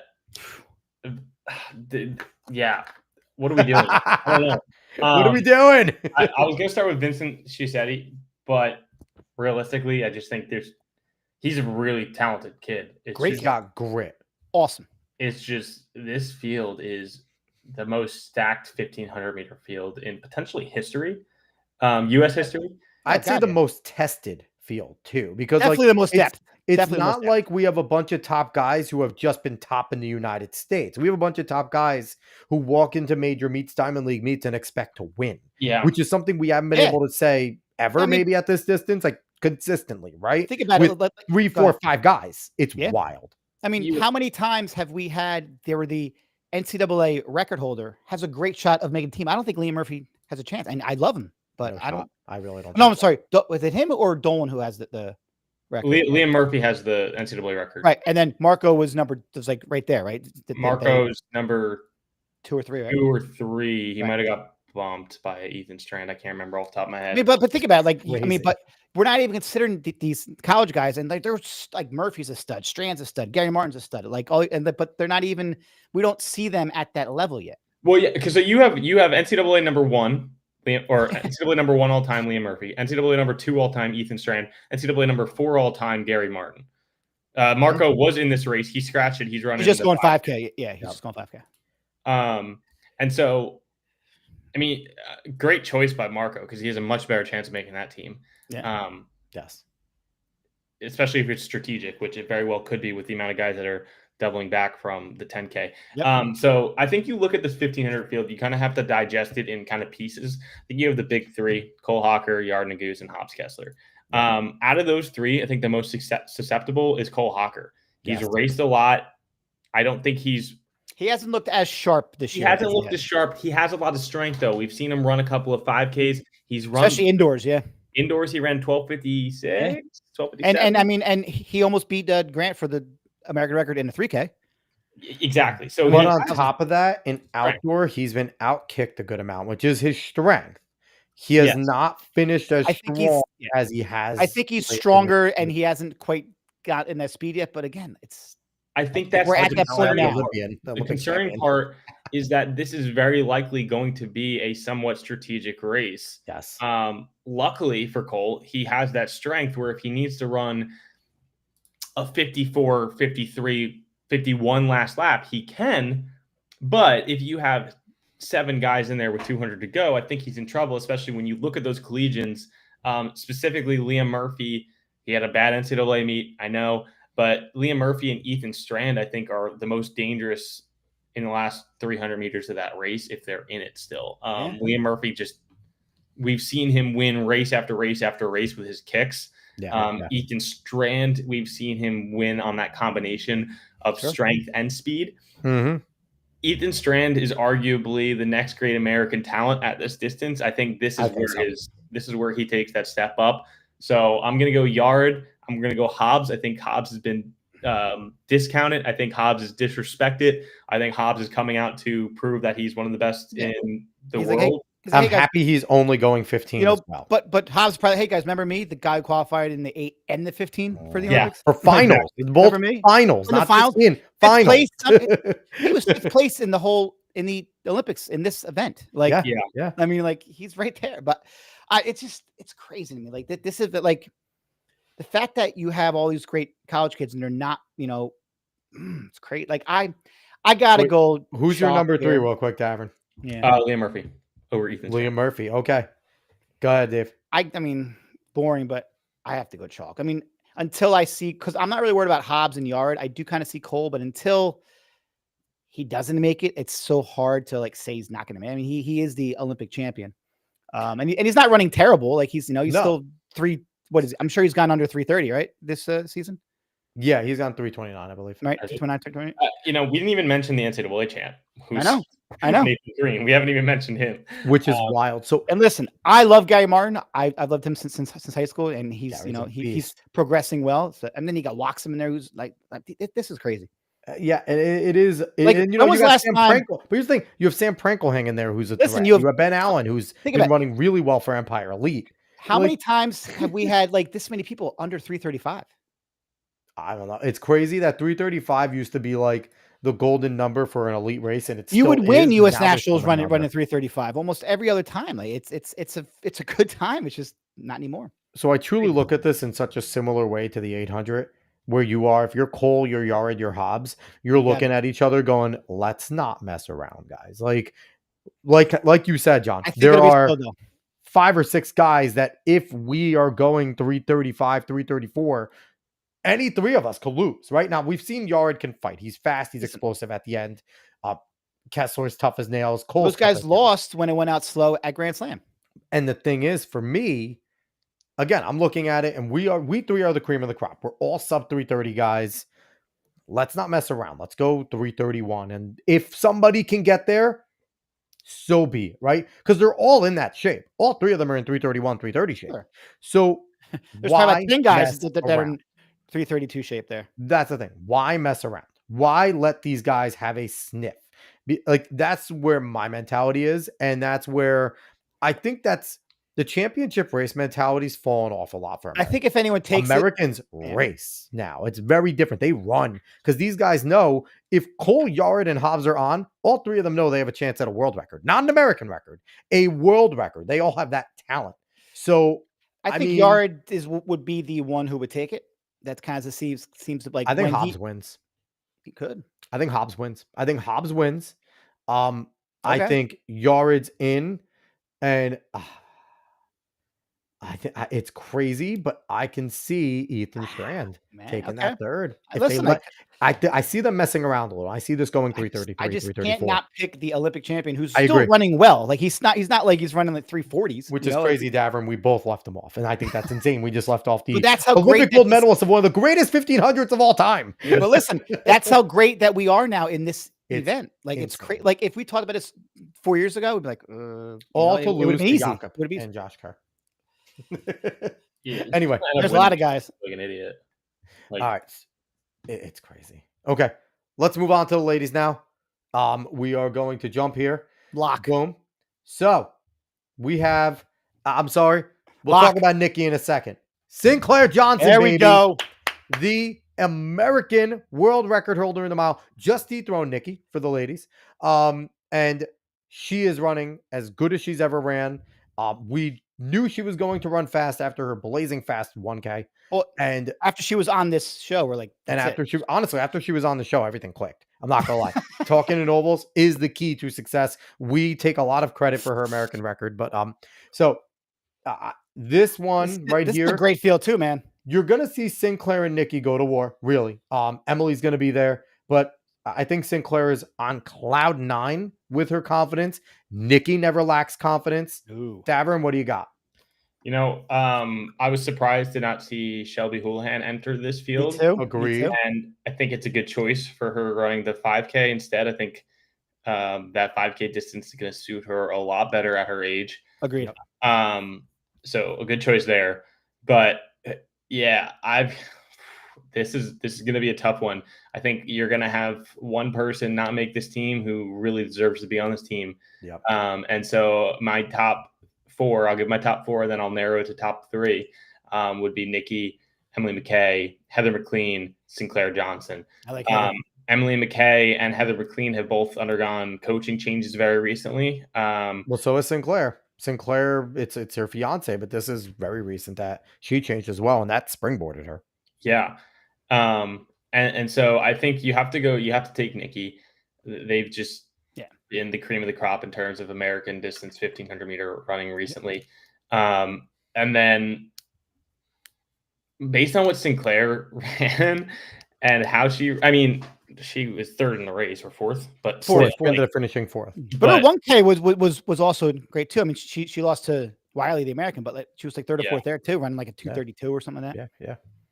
So I'm gonna go those 2, and then it's tough between McKay and McLean, but I think since last year, McKay has been really well, not even since last year, since before that, but I think McKay has been really, really strong over this mile, 1500 meter distance recently. So I just got to go with the top 3 and be boring with it. But I really like Heather McLean, like as a person.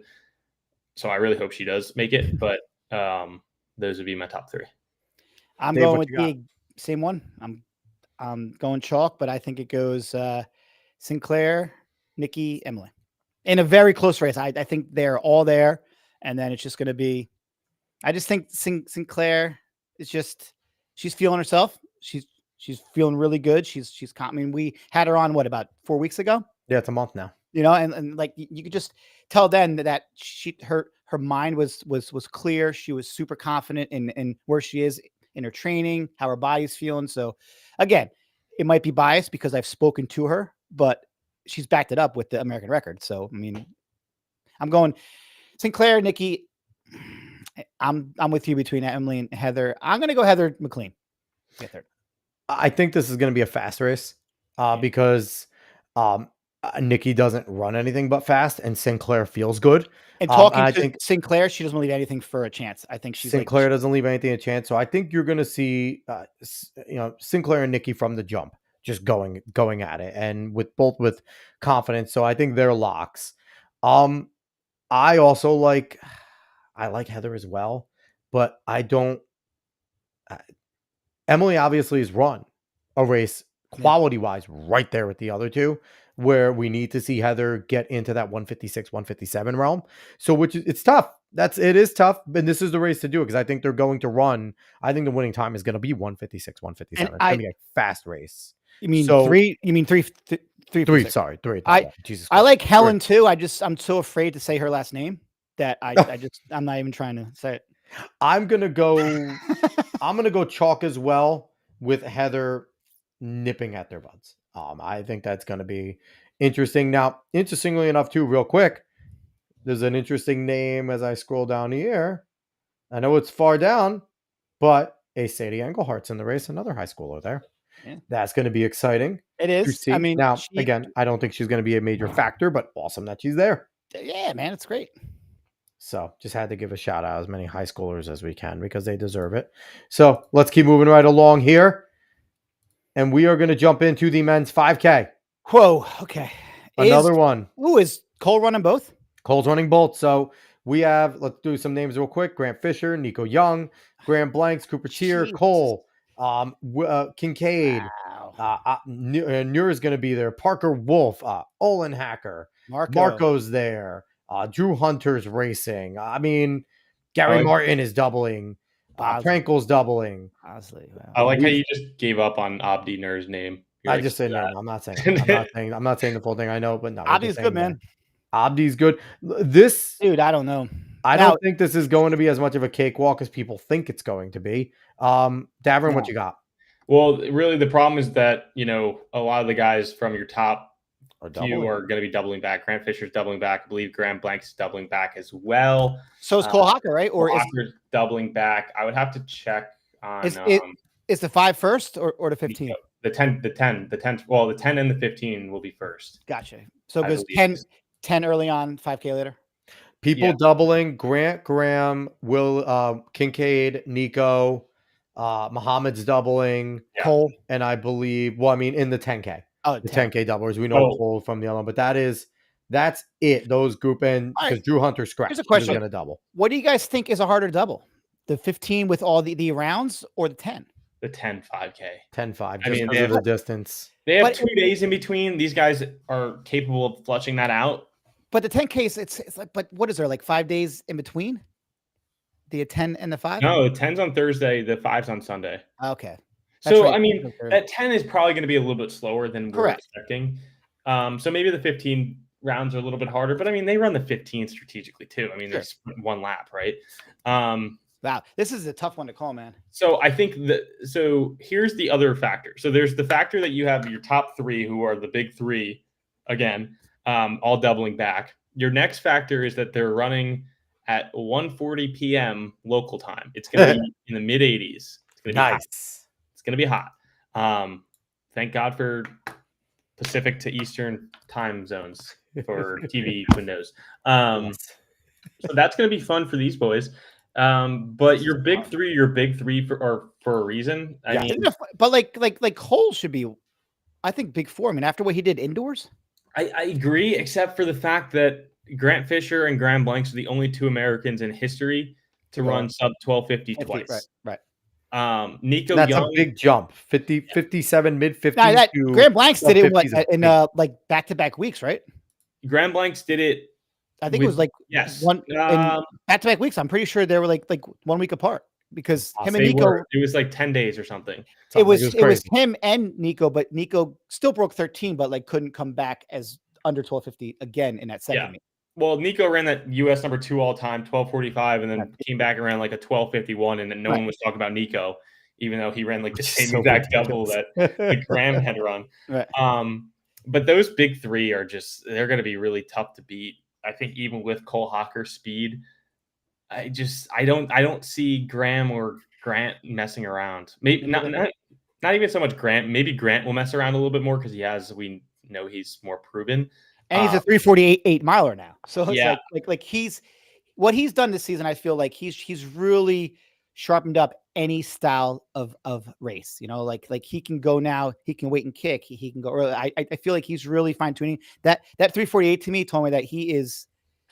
I love the other guys, but I feel like if it came down to it, Grant's kind of at just a different level. Like he's like, I wouldn't be shocked if Grant went under 1240 at some point. I just feel like I don't know. Like after that 348, and that was just huge. Well, he made this 12:44 look so easy. He did, really and did.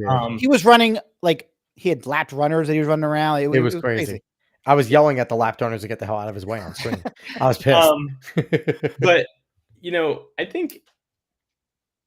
I think when you look at Grand Blanks, right? Like, I think going into turning pro, he had a little bit of imposter syndrome. He was like, I don't belong here. Like, I don't deserve to be running, in these races with Grant Fisher. Which is weird because he was an NCAA champ in XC. Yeah, I think that step for him was weird though. He just he was still trying to figure out if he belonged. Right. I remember asking him a question at Grand Slam Track Philadelphia, and I was like, he was talking about training at altitude.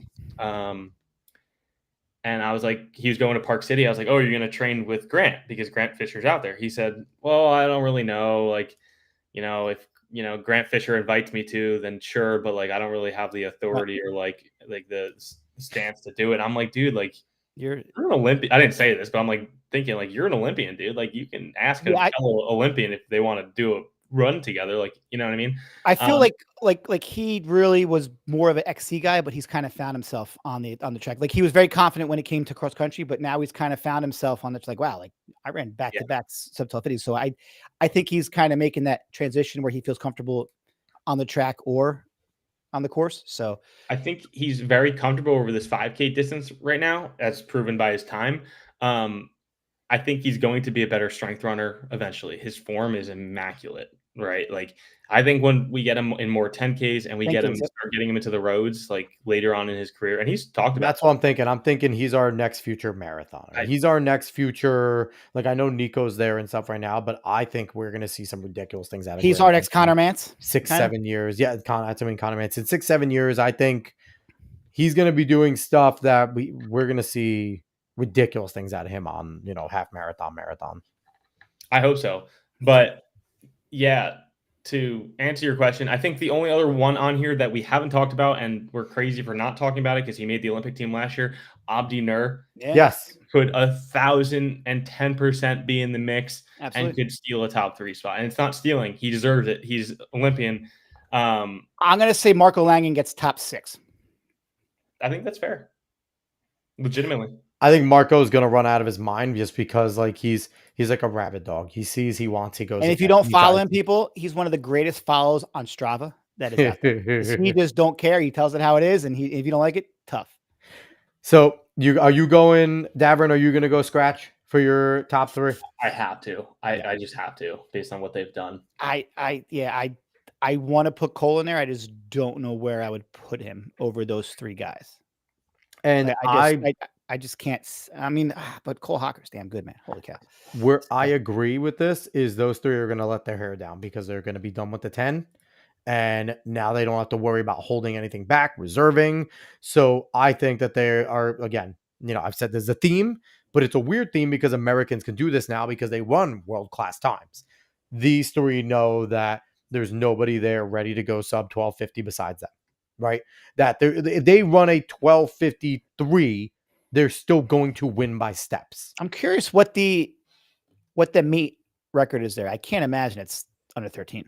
I bet it's not. I bet it's like no way 5 or something. Yeah, exactly. That's what I was saying. Because like it's usually meet where because in the past, unlike what Alex is saying, we've had 1 or 2 people who were the best who could just sit and go. But now, like you can't do that anymore in this country. You have to run. Like it's just you have to race and you have to go for it. We have 5 guys sub 13. And it's not out of like the realm of possibility that you can have a few more join. I mean, like we didn't mention Willie Kincaid. I'm saying that like 3 years ago, you would have put like Willie Kincaid's probably going to make the team. Like it's crazy like how fast Parker Wolf. Parker Wolf is ready to run faster than 13:10. I think if this race goes out fast, I'm not going to say Parker Wolf isn't going to jump in there and run a 13:05. You know what I mean? So meet record is 13:03. Grant. There you go. And he probably won by 15 seconds. Probably. So again, it's such a fun and weird time because the levels that have gone is just insane. So I do think we get a meet record though there. I do think they dip on it. Possibly, definitely. But I think all of us are going scratch there, right? I just can't. I mean, I would love Cole. I just can't. I mean, we even talk Cooper Tier, like no, it's wild. It's wild. All right, so let's jump over to the women because I'm excited for this one, Dave. We should all be. Josette Andrews, another one of our former guests, right up there, and Jesus, the time that she ran. I talked to her 14:25. stepdad all the time. I mean, not her stepdad, her stepdad, father-in-law. father-in-law. Yeah, I was gonna say. Jesus Louise. So we have Josette there. We have Carissa Schweizer, who just always there. Mhm. Elise Cranny, She could be always there. 75. You know, Joker, Joker. Winey Colati. I can't say that last name. Fresgy. I'm trying it. Shelby Houlihan. Emily McKay is doubling back there. There's some big names in here. Davern, who you got? Whatever happened. Okay. Alicia Monson's down Yeah, there. she's the one that like I just haven't Katie seen her run Tui. Yeah, I mean, I'm telling you, this is going to be this is going to be arguably the most wild race of the championship. Winnie Colati's doubling back from the 10K, American record holder in the half marathon distance. Taylor Rowe is another road runner who, well, I don't know if you can call her a road runner. She's just a hybrid, goes back and forth between the roads and the track. But you look at this list and the amount of women who have run sub 1450, pretty insane. Josette Andrews ran that crazy 1425, pretty insane. But the two or three women who have run, so Elise Cranny, Shelby Houlihan, and Krista Schweizer have all run in the 1420s in their careers, I believe. Mm-hmm. If I'm wrong on that, correct me. But possible, I think so. I think Chris is older, but she just it doesn't matter. She just keeps going. And I mean, same for Shelby, right? Like she ran that 1425 during her. Well, she ran that 1425 a year before her suspension. Yep. And then she ran another crazy 5K during her suspension. Yep. Solo. Yeah. And listen, anybody who gives her crap, she paid her time. She's allowed there. Like, sure. Get over it. She's over it. I'm well over her. Like you said, she paid her time, and if Shelby Houlihan makes this team, there's no controversy in my eyes at all. So the big absence here is Parker Valley. Obviously, she's out with a foot injury. Her injury that hurts the field a little bit, but I think Alicia Munson. She's the one, man. Like, I mean, comeback train. She would have been, I mean, my hands-on favorite, but she just hasn't run. I mean, and she's just sitting there. She's run just outside of 15. And the thing with the difference is Josette, because you know they're both on athletes, and the difference is with the 5K, it's not a great leap for her to drop 10 seconds. You know what I mean? And as her fitness gets there and runs, you know, if the race goes out, and I think this one could possibly be a more strategic championship level race. Well, I think we're going to see more of a championship. I don't know if Houlihan, like, I could just see Shelby going for it. Could be. Like what I have to lose? I'm just going to go for it. I think a strategic race plays into her. It does. Better. It does. I just don't know like where her mindset is. Like, I don't think we're getting 1440. I think we're going to get 1445 as the win. To be quite honest, I think we're going to look at 1445. 1450, which again plays into a lot of ladies' hands. Yeah, it just drags a lot more women into the race. Right? It does. I mean, obviously Josette's got the about an 11-second bet, but man, like the one to me who hasn't looked great this year, but man, she's so good is Elise Cranny. Like when she's right, she is tough, man. Well, Elise was in a tough spot of being in Grand Slam against some of the best women to ever do it, and also leading early in the season, and leading the second pack in a lot of those races, and in April running respectable times, alone. It's not like she hasn't ran well. It's like she was running up against some of the best, Africans we've ever seen in these events. So it's like I give Elise some grace. She's going to be in a strong pack here. Let's not forget what she did on the indoor circuit either. I mean, she ran an 8:29 3K at New Balance Indoor Grand Prix. Great. She's an Olympian. She has the pedigree. Like, exactly. So 100%. All right, what do you got, Davern? Give me your top three. Dude, this one's hard. This one's really, really hard. I'm not going to do any particular order in this one because I can't. Otherwise, I'll spend over 20 minutes doing it. But, God, I'm going to have to go Shelby Houlihan, Elise Cranny, Josette. Those are my three. Dang. No, I'm gonna revise. Josette, Carissa, Elise Cranny. Shelby misses the team. Dave, who you got? I had again Josette, Cranny, and Shelby. I just think Shelby's coming out like you all forgot. Come on. And I got Josette, Shelby, and Wayne, because I think that her just ability to, that half marathon, we've seen them translate down. And when they get to actually run and use their legs like that, they're fun, some of them. So I could see her running, especially if it's a little bit dialed down, right? If The it's two of not, us have if they're not running 1430s, I think Right. that benefits her in a lot of ways because her strength is going to be her benefit there too. She's so not two of going to us be exhausted. two of us have Shelby and two of us have Elise. Okay. Yeah. And we all have Josette. Absolutely. Listen, I can't say no to Josette. I That's our I have former to have guest. on We yeah, know I know. We've I had Robbie. We've had Big Bob. Like, I cannot. Josette could have been like last on the list. I would have picked Josette. Okay. 100%. We love Josette here, but no, 100%. Josette's coming in with one of the best times in the history of the Hell country. yeah. So, all right, let's keep on rolling here. We got the gentleman's 10K. So, usual suspects on top: Grant Fisher, Grant Blanks, Willie Kincaid, Nico Young, Ahmed Muhammad. We got Klinger over there. We got a whole bunch. Yep. So I'm going to scroll down a little, but what do we got? Davern, you're starting. Yeah, this one, I think the playbook's a little bit more open compared to the 5K. Again, I think it's going to be a little bit more tactful just with the amount of guys that know they have to run the 5K. I think the only one you could pencil in is Grant Fisher at this point. He's just so used to doing it at this point. He's just going to know what to do. Yep, it's a lock. I think the focus for Graham has been more so on the 5K this season. Obviously, ran that 26:57 at the 10.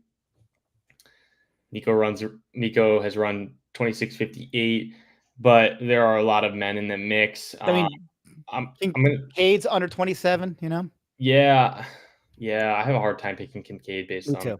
what I've seen. I'm gonna go Grant, Ahmed Muhammad, and then the last one it's gonna be. I'm having like deja vu. I have no idea why, but somehow, some way, Casey Klinger is gonna freaking steal a spot on this. Somehow, some way, BYU is gonna find a way onto this podium. And it's not going to shock me. It might shock a lot of people, but I think Casey Klinger is going to steal a spot. Casey Klinger's got grit. Dave, what you got? Grant. I haven't seen Graham Blanks run too many 10s. I just don't know. I like Grant, Ahmed, and I'm going to go Nico. That's actually my three. Give me Grant, Nico, and Ahmed. I think those three are good. I'm not surprised by Klinger as well. Yeah, Grant Blanks and Willie will be there. And Willie, I'm not sure this year. I don't know. You know what? I like Willie. Willie's gonna he's gonna have his nose in it early. We'll see if he's hanging out late. He'll definitely have his nose in it early. Sure. So, all right, let's keep on chugging along here. We're going along at a little bit of a click now as we I'm looking up at the time there. So now we have the women's 10K. And this is another interesting field. Elise Cranny with the top time there. We have another past guest on the list. We have Carisha Schweizer. We have Emily Infeld. Kira D'Amato there. There we go. Another one of our past guests. Yes. But she's more Jessica like McLean. I feel like she's a half. Kira's more like half marathon, 10 miler at this point. But we have Amanda Vestry. Amanda Vestry is another very good runner. Abby Nichols down there. So we got a pretty good group here. Davern? I'm just what shocked me about this field the most is the amount of marathoners who are a lot. Down. I mean, you mentioned D'Amato, Jess McLean, obviously as well. Carissa, she does both. Yeah, Taylor obviously does the both. So surprised by that. I think this field though is pretty easy. I think Elise and Waney are going to be a runaway 1-2. We saw that at the 10. They just worked off each other, ran those times, those qualifying times you see. I think that third spot is going to be up in the air between the marathoners. Now, the other factor, Davern, here too is I think Elise and Waney are the only two that have the qualifying times, right? I think a bunch of them are also running. Good. Yes. Because I think it doesn't matter if you get 30 and you don't have the qualifier. Right. You got. I think it's sub 30-50, right? So is the qualifier? They're gonna be going for it. They have to. I don't know what this qualifier is off the top of my head, but yes, they will need to be going for this one. Yeah. So those top two I like, but as you mentioned, I think it's kind of anyone's race. I lean towards the strength, right? I lean towards the people I know who are proven over longer distances. Yep. So I kind of want to go with Taylor Rowe for that third spot. Dave, what you got?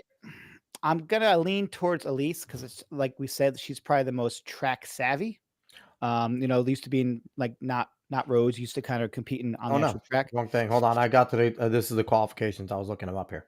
And then I like the top two. And then third, man, I want to go Kira Diamante. I just think she's a little, I mean, she's getting better. She's like fine wine. She gets better with the age, but I feel like her best now is even longer than this. So let's go. I'm going to go Schweitzer. She always seems to just step up and run well. She's not a bad pick at all. She's not a bad pick. So I'm up there with you, Davern. I think Cranny and Waney are gonna run away with it, and I got to go with Kira. I got to go with my past guest. And I think Kira is another one that, there's a few of these women here that if you count them out, you're going to be shocked, right? I feel like that's a good, thing there. You got Taylor, you have, like you said, Carissa, McLean, Emily Infeld hasn't looked as good, but I think Emily still has the pedigree. I'm going to go Kira just because I'm a homer. And that's really what I'm going to do because I want to see Kira get in there. So, again, and I just want to say this is so much more fun than I've had in a long time talking about this because you're talking about a bunch of women and men that have amazing times that are world standard times, which I think makes this even more fun. So, all right, let's jump into some hurdles here. We're going to start off with the ladies since they run the 100 hurdles. Right here, some of the big names: Masai Russell, Grace Stark, Alicia Johnson. We have Marshall, Kendra Harrison there. We got a whole bunch of ladies here. So, Davern? Yeah. Yeah. So, obviously, Masai Russell ran that American record earlier in the year. Yep. But since then, Grace Stark has looked like a little bit of a better hurdler recently. Recency bias completely. Yes.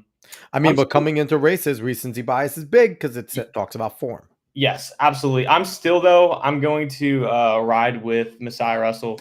I think she'll show up. She's had a rough stretch for sure, but I think she's going to show up. And so I'm going to go with her, number one, Grace Stark, number two. Number three is where it gets hard. This is a really talented field. Does Kendra come back and really show her pedigree as just a veteran and make another team? Potentially. I just would tend to lean towards Alicia Johnson.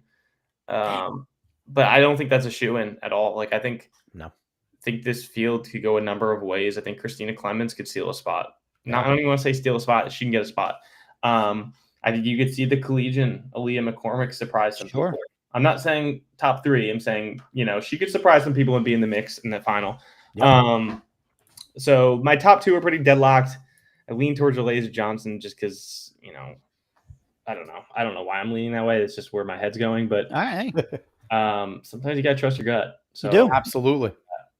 Dave, what are your top three? Masai. I'll go Grace. And I'm going to go Kenny Harrison.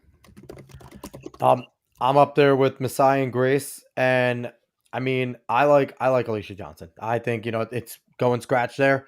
But I think Alicia Johnson, she's looked good in the last few races she's been going at. And so I'm having fun. High schooler final entry here. What do we got, Davern? Yeah, Anissa, I'm going to butcher this name, Bowen Fontenot. She's at San Diego. She's a high schooler, has gone 13.16. Very solid time for a high schooler. Hell yeah.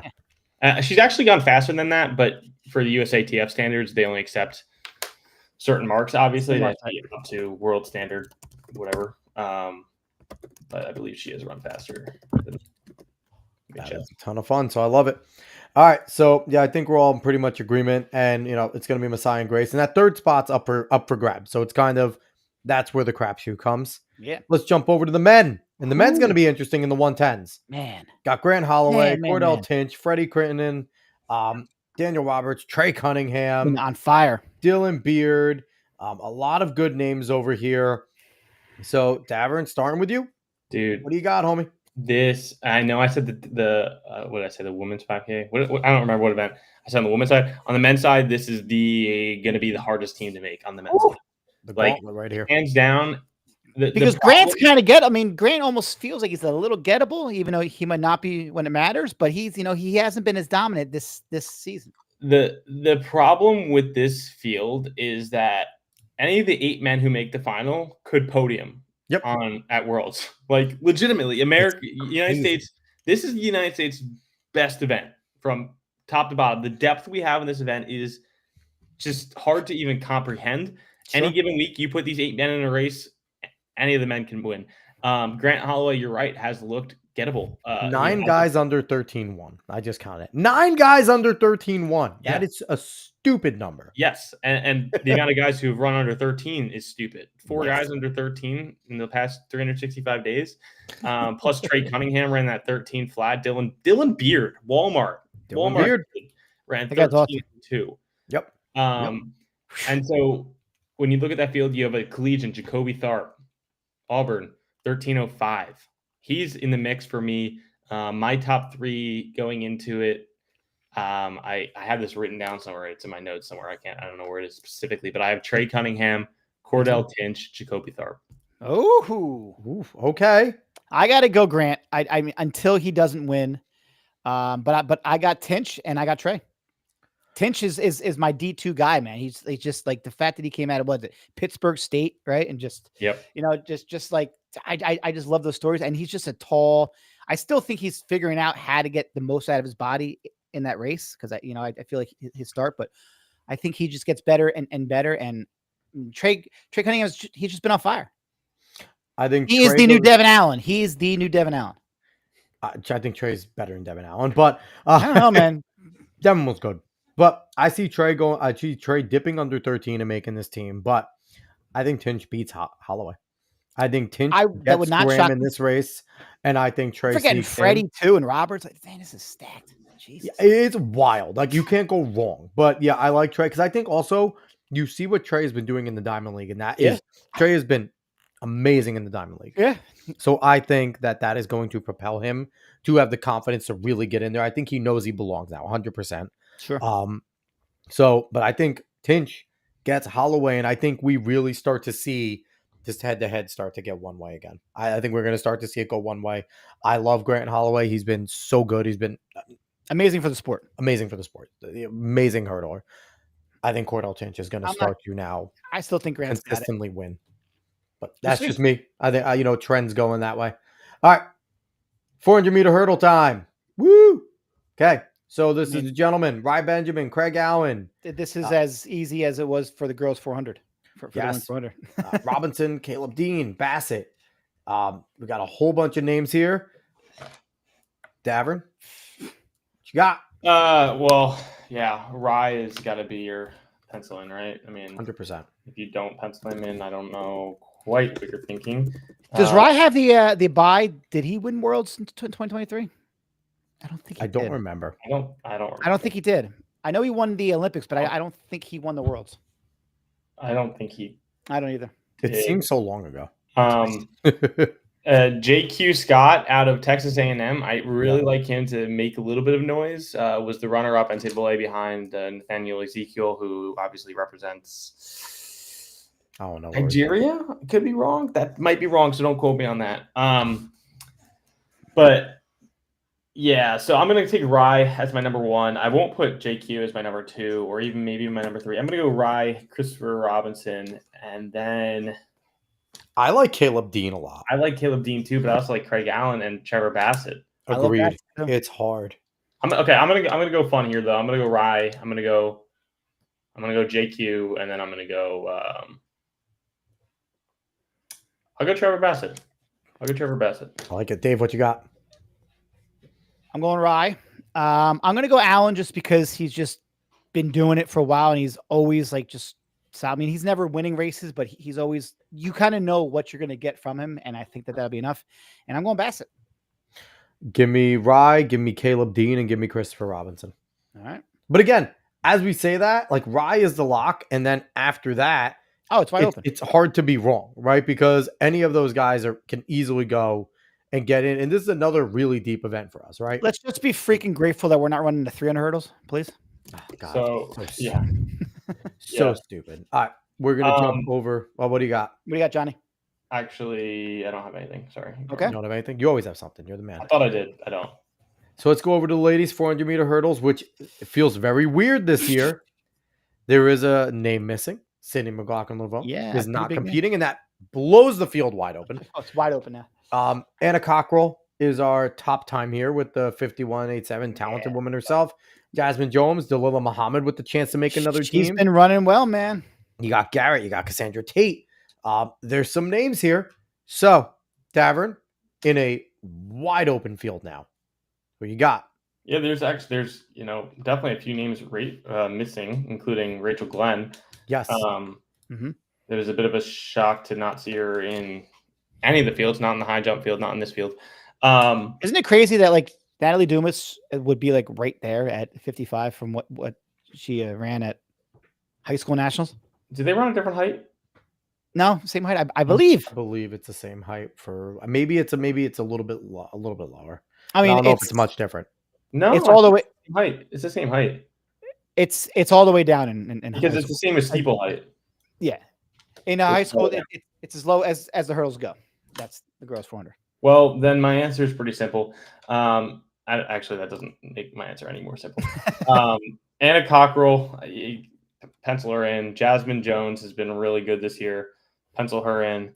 Then it's between Dalilah Muhammad and Kayla I Garrett. think it's Dalilah. I've heard a lot of people say Dalilah. I just have to take Muhammad. Like, me too. Absolutely. Final year, she's been running really well. Like, really good. She picked the perfect year to retire in the sense that you still want to be good enough where you're not like off the back. Like, she's still a contender at the world. And Sid isn't there, so she's like, I could go out winning a U.S. title.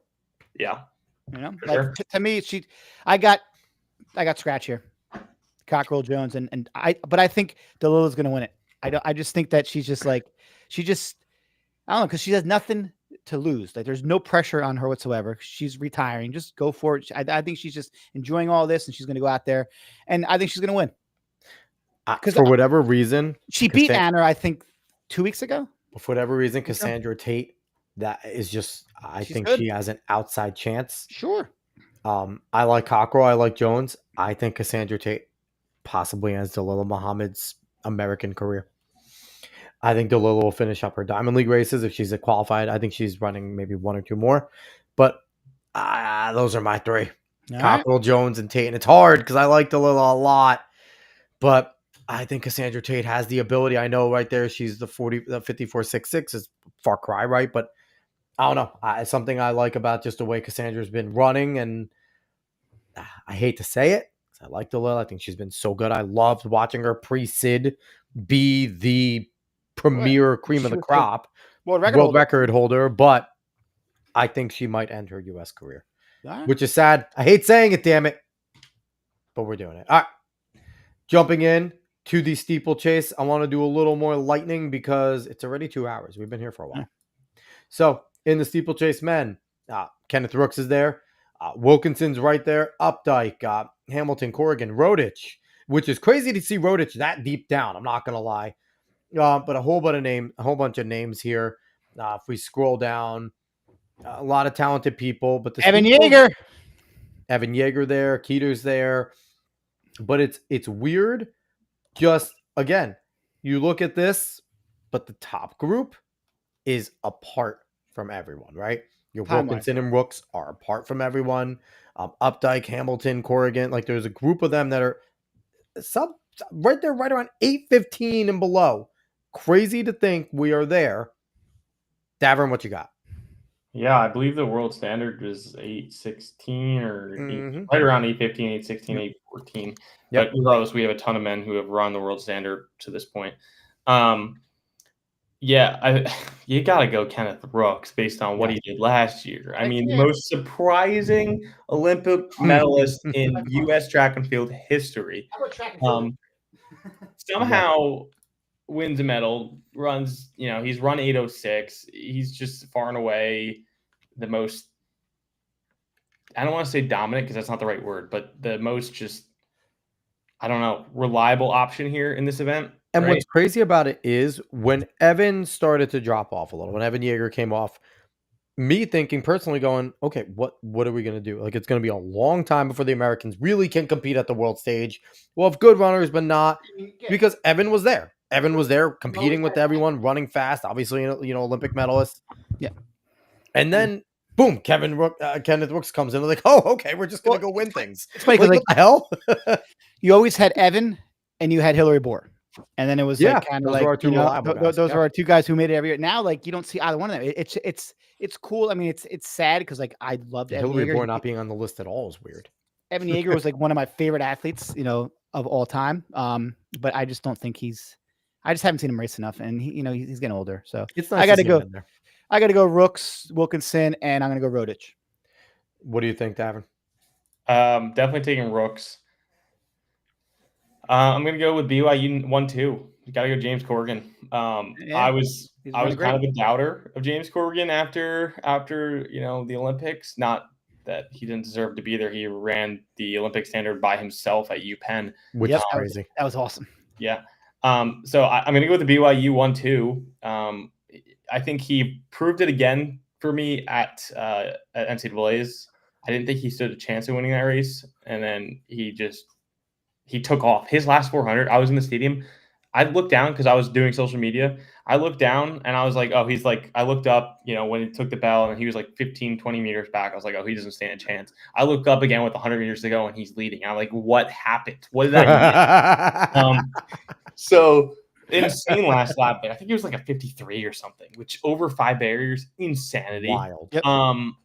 So I got to go James Corrigan just based on what I've seen. And then I got to take Matthew Wilkinson. Just likable dude. I get, he's just there. Not that he's just there, like he's competing, but he's just always seems to be there. I think if you want to go with a sleeper outside of like the top 6 or 7, Derek Johnson, I think could steal something. So do we not think Evan's he's just not going to be there, right? No, I don't think he's going to be there. I don't think so either. No, I don't. Right now, what was his time? An 8:26? 8:27.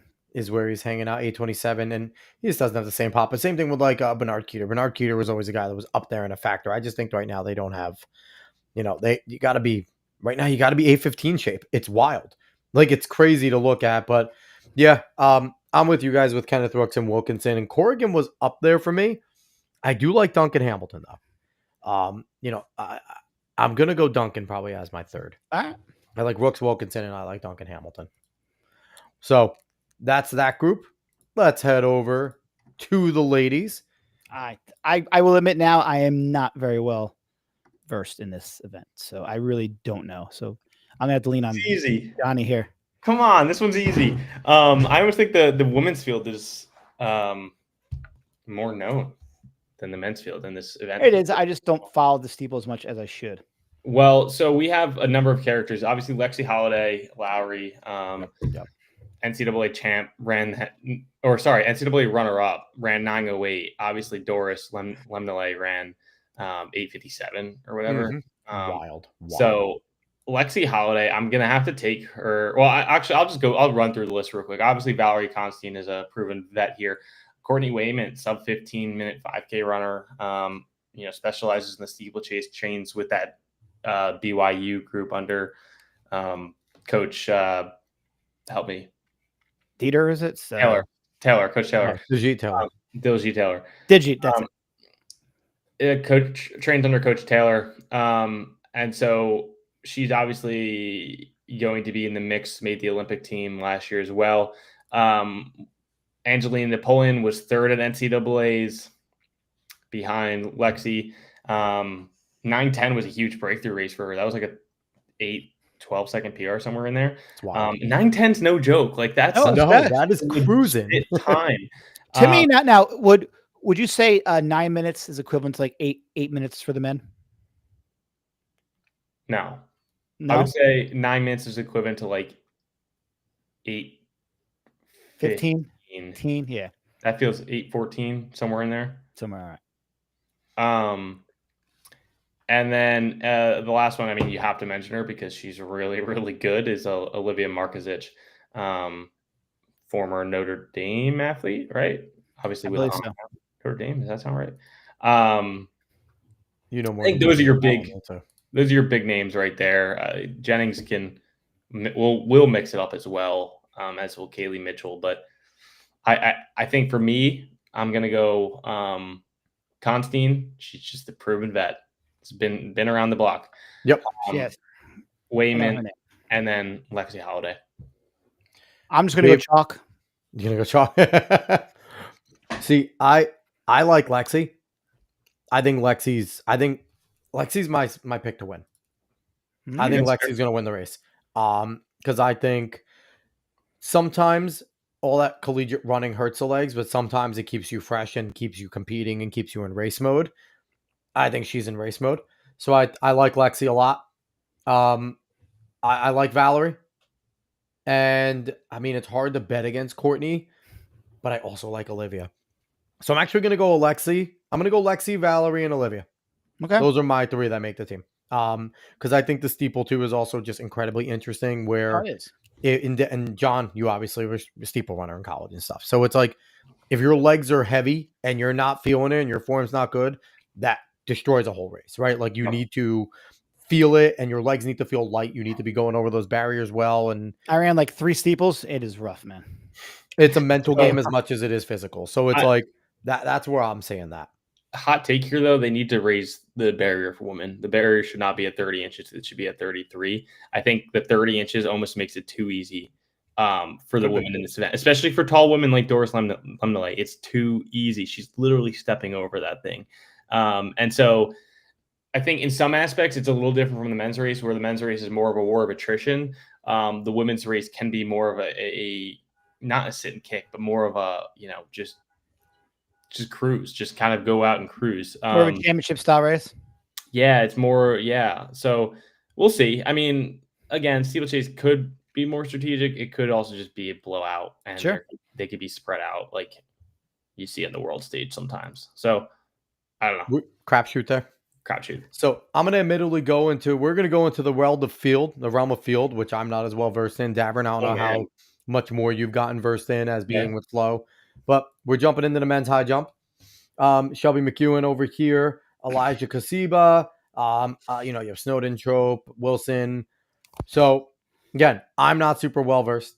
Hyatt, I don't know how well versed you become. I'm okay. I'm not. Davern, what you got? This is where you're gonna challenge me here. So obviously Shelby's got to be your far away. That's easy. I even know Shelby McEwen. Okay. Yeah. Listen. Yeah, I got to go. Yeah. I mean, Javon Harrison. He's been there. Javon and Javion. No, Javon, the one who went to LSU, I believe. Yeah. Does he have to? Is he just going high jump or is he still long jump? I don't know, but I'm gonna go Shelby in a second. Javon and Tyus. Sorry. Yeah. Davern, who you got? Yeah, Shelby, Tyus. Oh, Caleb Snowden. I don't know. I don't know why. It's crazy seeing how many guys are just tied with 227. Like that is. Well, yeah, I mean, and then you look at the 225s, like that's an elite mark, and you have so many guys there. Well, Vernon Turner's there. I mean, yeah. But yeah, it's such a crapshoot. The high jump on both sides is always a crapshoot. Like when we get to the women's side, it's the same thing. It's like any of these women could win, or maybe not win, but any of these women can make the team. Yeah. I mean, because like they said, we'll get to second, but like the girls, like it's been dominated by Vashti for quite some time. Does she still have enough to get it going? Who knows? And you mentioned Vernon Turner. I think Vernon Turner makes this team. I think that Vernon Turner just gets in there. You mentioned Caleb. I like Caleb. I think my group is probably going to be Shelby, Caleb, and Vernon. All right. And again, it's like how you can. It's like such a close grouping there. Yeah. And again, Kasiba with that 230 is no. None of us mentioned Kasiba. Kasiba jumped 230. So it's interesting there. Again, like I said, not as well versed. Well, Kasiba's from Grand Valley. Yep. Yes. D2 kid. Yeah. So let's speed through this here because Davern, I know you have a hard out coming up soon. So let's speed shoot this right here. We have, like you mentioned, Dave, in the high jump, we have Ashley Cunningham, Chattery, Huffnagel, Jenna Rogers. Davern, throw your top three at me. Vashti, Charity, and then I hate to be lame. I do have Jenna for the win. I want that to be known. Okay. But I'm going to go to the top three. But Jenna, I have Jenna winning. I'm with you, but I got Vashti winning. I just think the she's just going to figure it out one more time. I mean, it's hard not to go chalk there because these women are constantly that group of three is constantly over, jumping 1-9. It's not like they really slouch. So I like Jenna for the win, but yeah, I think all three of them make the team. All right. So let's go speed here. Like I said, we got to get Davern out of here. So pole vault men. This is a little interesting one here because Give me our past guest. and our past guest is hanging out there, Matt Ludwig. But Sam Kendricks has been the class for a little Forever. while. Casey So Lightfoot, Nielsen. really good. Chris Nielsen's really good. Matt Ludwig has, he's made a world's team before. So it's not like he's not in the mix, but there's a group here. What do you got, Davern? I want the record to be stated that they're not going to clear 6 feet or 6 meters. Just need that to be known. But I'm going to go with an unfamiliar name, probably for most of our audience, but he was 4th at the U.S. Olympic trials last year. That's Keaton Daniel. I'm not He's saying down there with the 5.72.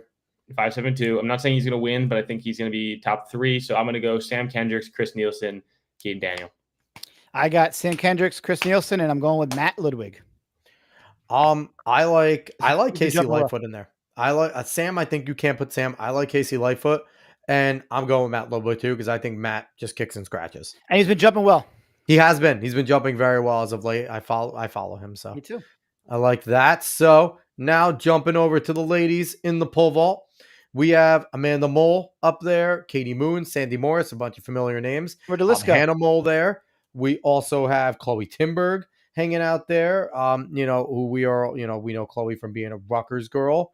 So this is the group that we have for the ladies. What do we got? I can't see it now. Oh, did I get rid of it? No. I'll speed run it though. This is going to be a pretty easy one. Amanda Mole, Katie Moon are my 1-2. There we go. Boom, boom. Back. It's going to be really tight between Sandy Morris and Hannah Mole. But I'm going to lean towards Sandy Morris just with more experience on the professional stage. Hannah and Amanda are both extremely proven. I want that to be clear. I think they both could make this team, but more than likely one of them is going to miss the team. I mean, just playing the odds here. So I'm going to go the top 3 scratch. I know it's boring. I think your kind of your, potential upsets include, actually, I just think those top 4 are going to be the top 4. Like, I don't think there's any way around that. Yeah, Neither do I. I love that. I mean, I'm going to go Sandy just because, again, I'm kind of having this same theme. I think that the veteran gets it done. Katie Moon, same thing, but she's a little younger, and I feel more in her prime. Mole's good, but I think Chloe Timberg's going to get top 5. I like that. Give me Amanda first, Hannah second, Katie Moon third, Sandy just Katie Moon get third, huh? I think the Moles are going to go 1-2. Chloe Timberg's former Pennsylvania athlete as well. Pennsylvania High School. Yes, she is, and now a Rutgers freaking legend. So there we go. Let's keep on rolling here. We have the men's long jump. So we have Jeremiah Davis up there, Malcolm Clemens, Dendy, Lawson, Stevenson's over there, Briggs, Crump, Davern. Floor is yours. What do you got? Sorry, I just came across something in here that I didn't see earlier. Now I'm investigating. Ooh, I like that. Okay, never mind. Sorry. I saw Jonathan Sims on there, and I want to make sure it wasn't the Jonathan Sims that I thought it was. Gotcha. Sir Jonathan Sims. But yeah, looking at this, I mean, geez, Marquise Dendy's got to be my favorite. It's another one of those crapshoots where you have no idea. Yeah, JC Stevenson absolutely has the ability to get in there too. All right. If I'm going fast here, I'm going Marquise Dendy. Jeez, it's crazy. It's so hard. So many names. I'll go Marquise Dendy, JC Stevenson, and then they're so close. I mean, they're within centimeters of each other, right? Like it's crazy. Look at that. All of them. But I'll go Jeremiah Davis. I'll go Davis, Dendy, and Stevenson. So I like Stevenson. I like Dendy, but I also like Lawson. All right. And it's tough because Jeremiah Davis has been pretty damn consistent, but those are my 3. All right. Keeping up the speed run right here. We got the ladies. I think top one's pretty easy. Top two are pretty easy, to be quite honest. But Tara Davis Woodall, Olympic champion. Alexis Brown, Claire Bryant's there. Takoria Humphrey, Tobias, and then you got Nichols. You got a lot of names here. Davern, we got Tara to take the win. Yeah, that feels like a pretty easy one. But Tara's going to take the win in the final jump because she doesn't make anything easy. No, she doesn't. She likes to make it challenging. Oh my God. Claire Bryant has looked really, really good this year. Claire, those cornrows, they keep her going, man. Yeah. I'm not gonna take her. I'm gonna go with the Olympic team from last year. I know that's boring. Well, it's not really boring, especially they're all jumped well still this year. Yeah, I'm gonna go Tara. I'm gonna go Monet Nichols, and I'm gonna go Jasmine Moore. Oh, I'm gonna go Tara, Alexis Brown, and Monet. I was going Tara, Claire Bryant, and Monet. All right. So we all have two of the same, but I like Claire. I think Claire is peaking at the right time. That's why. I think she's peaking and competing well. Could be. Oh, all right. Let's go with the triple jump men. So we have Salif Main, we have Russell Robinson, Green, Willie Clay. What do we got, Davern? Dude, this is where I'm like completely lost. Like the triple jump. I'm just going chalk just based on numbers. I don't need. Yeah, I'm not. Yeah. I'm sorry. This is foreign language to me. I'm not well versed. I want to cover them all. Damn it. No, that's fine. Sorry, triple jumpers. I'll go Brandon Green, Donald Scott, and try to look for names I recognize. I know William Clay. I think. Again, this is not my forte either. Foreign to me, which is so bad. So Hyatt, where are you going? Chalk. The easy answer. You mean I'm gonna go chalk too. Sorry, triple jumpers. We are not very versed here. Ladies, I think we're gonna go similar thing. Let's share the ladies. Jasmine Moore. Not if Orgy's. I know who Jasmine Moore is. If Orgy's there, I'm going her, but I don't think she's still competing. I think she retired last year. Yeah, but Jasmine Moore at the 14.41 is the class there. So I think Jasmine, I even know who she is. So there you go. She's the only one I know. So give me chalk. Give me Jasmine Moore. Why is Amani Oliver there twice with the same number? Because she's that good. Honestly, chalk. Because it's the USATF. That's why. Yes. Sorry, triple jumpers. I know shot put better though. I'm feeling good about shot put. Yeah. Shot put I can at least know. Do it. Men's shot here. So no Ryan Krauser. There's a name missing, but I'm sure he has the bye. Injury. I believe he's hurt. So he can still go, right? Because I think he's in. I don't think he's missed an Olympic champion or worlds since he's become a freaking pro. Okay. But so Joe Kovacs being there and throwing back to form. I freaking love watching Joe Kovacs throw. Hell yeah. Otterdahl Strongest is fantastic. Former guest here, Jordan Geist, one of our former guests, who's a shot put hammer thrower. Yep. Honestly, this is where Jordan's been hanging around in this fourth, fifth, and God darn it, get up there, Jordan. Okay, and I'm rooting for Jordan. He has no crowd. I'm going Kovacs, Otterhall, and Geist. Wow. What do you got? Wow, that's crazy. It's Jordan's time, man.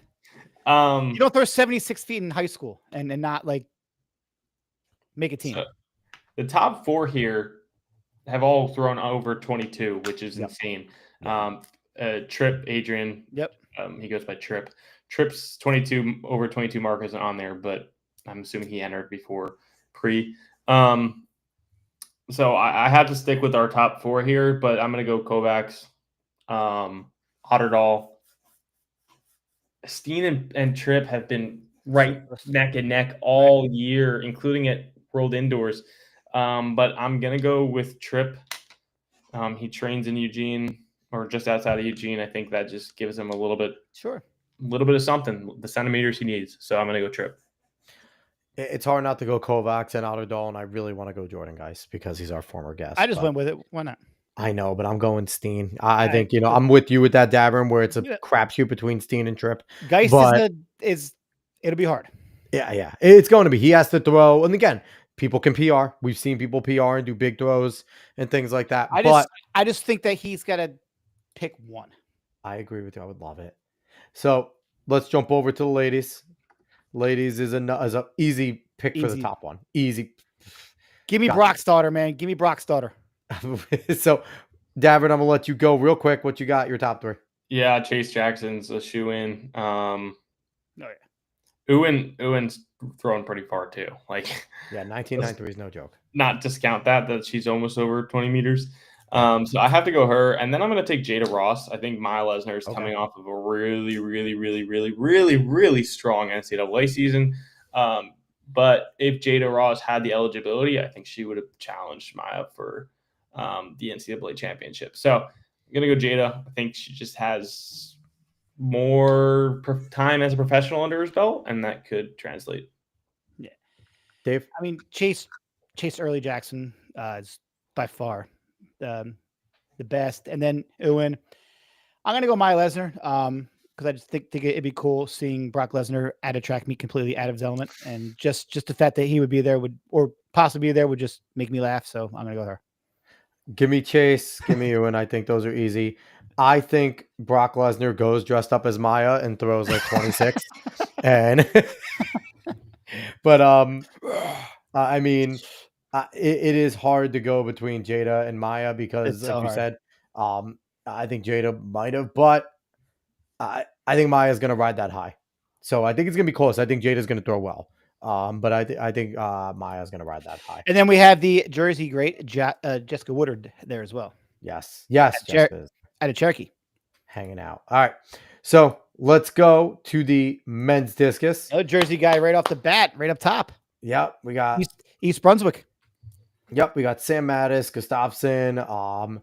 We got a bunch of group here. So let's go, Davern. What do you got? Mattis. I'll go Mattis, Jaegers, and then Robbie Adel. Dave? I was going to go Mattis, Odall, and Andrew Evans.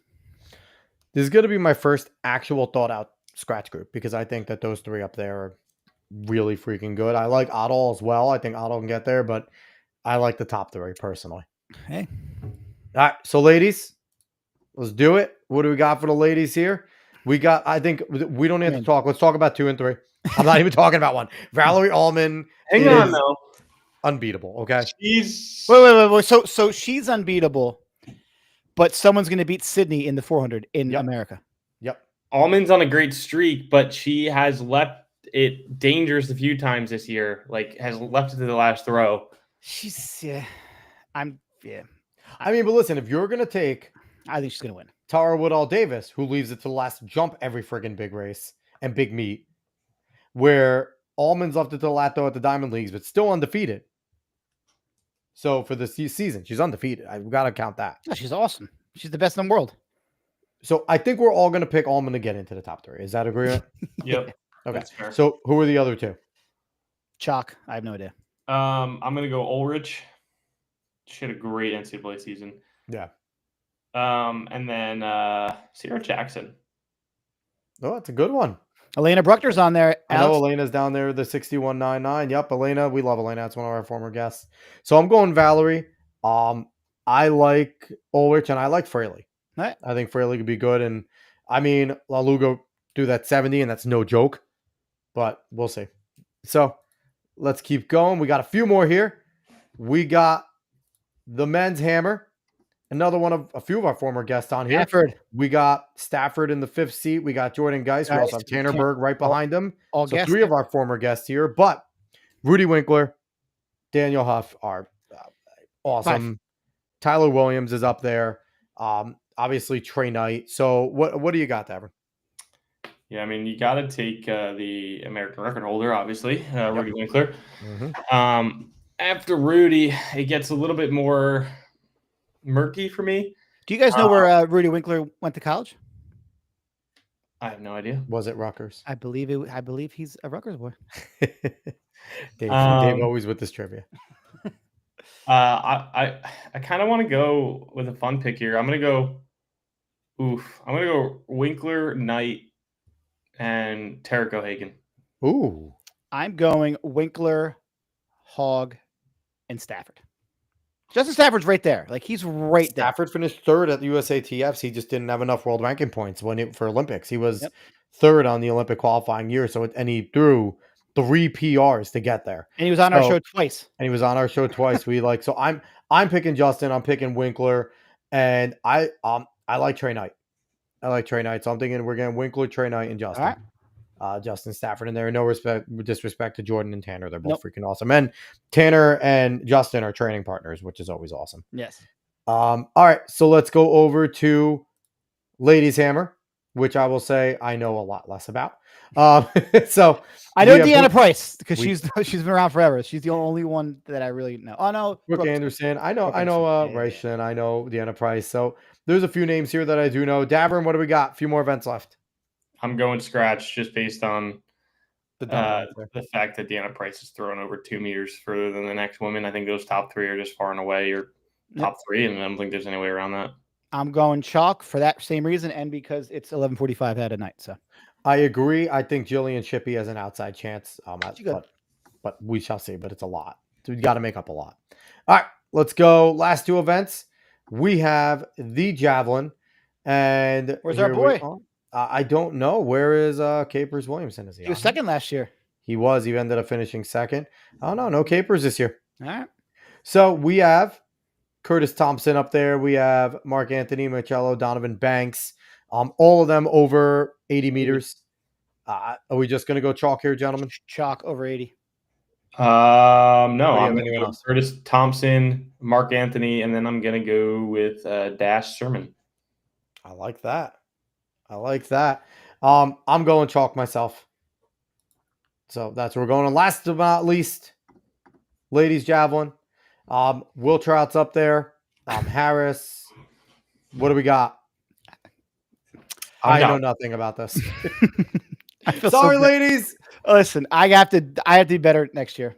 I'm going to take Will Trout, Harris, and Evelyn Bliss. Pennsylvania, stand out as a high schooler, set the Pennsylvania State high school record. I'm actually crazy, like even see her in this field. What a small list, right? Like it's crazy, like how some events are so deep, and then others we struggle just to standard, right? Yeah. Well, it's like you struggled just to find people in those events. I'll go Will Trout, Harris, and Blake. I'm going chalk because again, sorry, ladies, I know nothing about this event. So that rounds out our predictions. It took a while, 2.5 hours. We appreciate everyone that watched that hung out. Davern, thank you. I know you got to stay awake the rest of the night and pack. You are not sleeping. You'll sleep on the plane out to Eugene. I think I'm going to pull an all-nighter at this point. Just go drink a lot of coffee and energy drinks. Yeah. But so we appreciate you coming on. You can go find Davern. Follow him on Instagram at John Davern_. You can go find Flow Track. Honestly, I have their Instagram up there, but just go search Flow Track and you'll find them. They're very unique. You can go find us at Talking in Ovals everywhere. We appreciate everyone that watched wherever you watched from. We need to get the hell out of here, so please just go follow. That's all I'm asking. Follow and subscribe. Thank you, everyone. We had fun. We did predictions. Bye, everybody. Bye, guys.